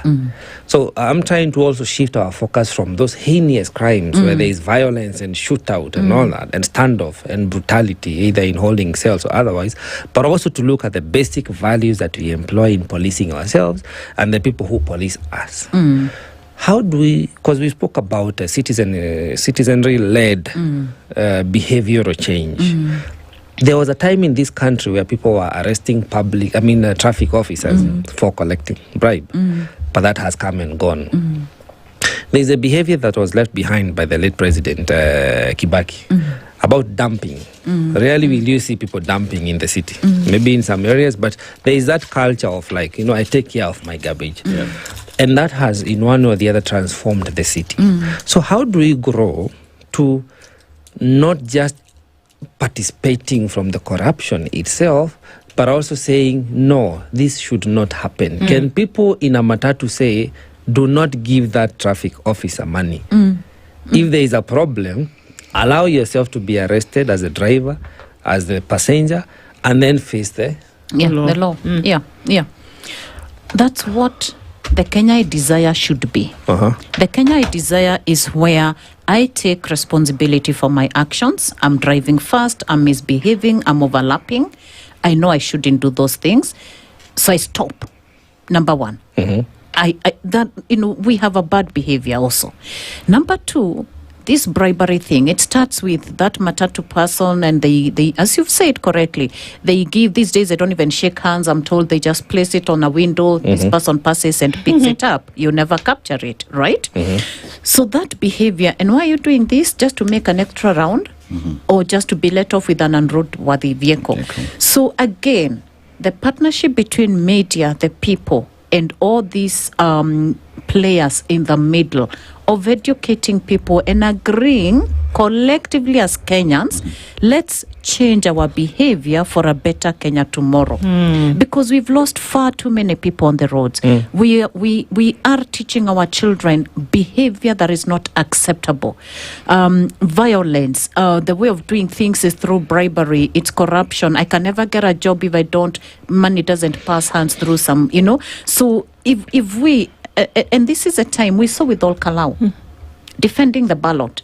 The people can, the people should, the people will, the people shall. Right. So let's start educating, and congratulations on the work you do to educate the public. But let's also start now pushing that responsibility, so that again we are tracking which are the notorious routes. There's a time people are reporting and saying, here you cannot pass without, and actually taking videos. These days with technology, let's report, let's also take action. But most importantly, let's also stop, But then the police itself, in regards to the disciplinary action, what is the internal affairs unit doing when a police officer is reported over time, again and again, they're in the list of people who collect bribes? Right. Why have we institutionalized bribery?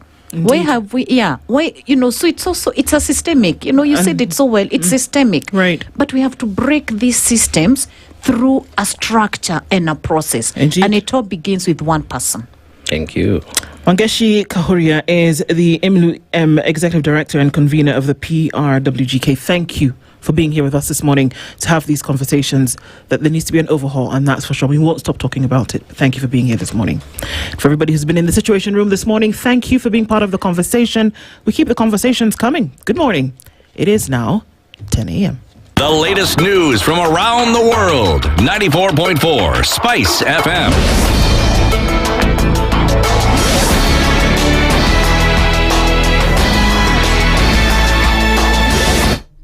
Good morning, this is the news. I'm Sheila Timbor.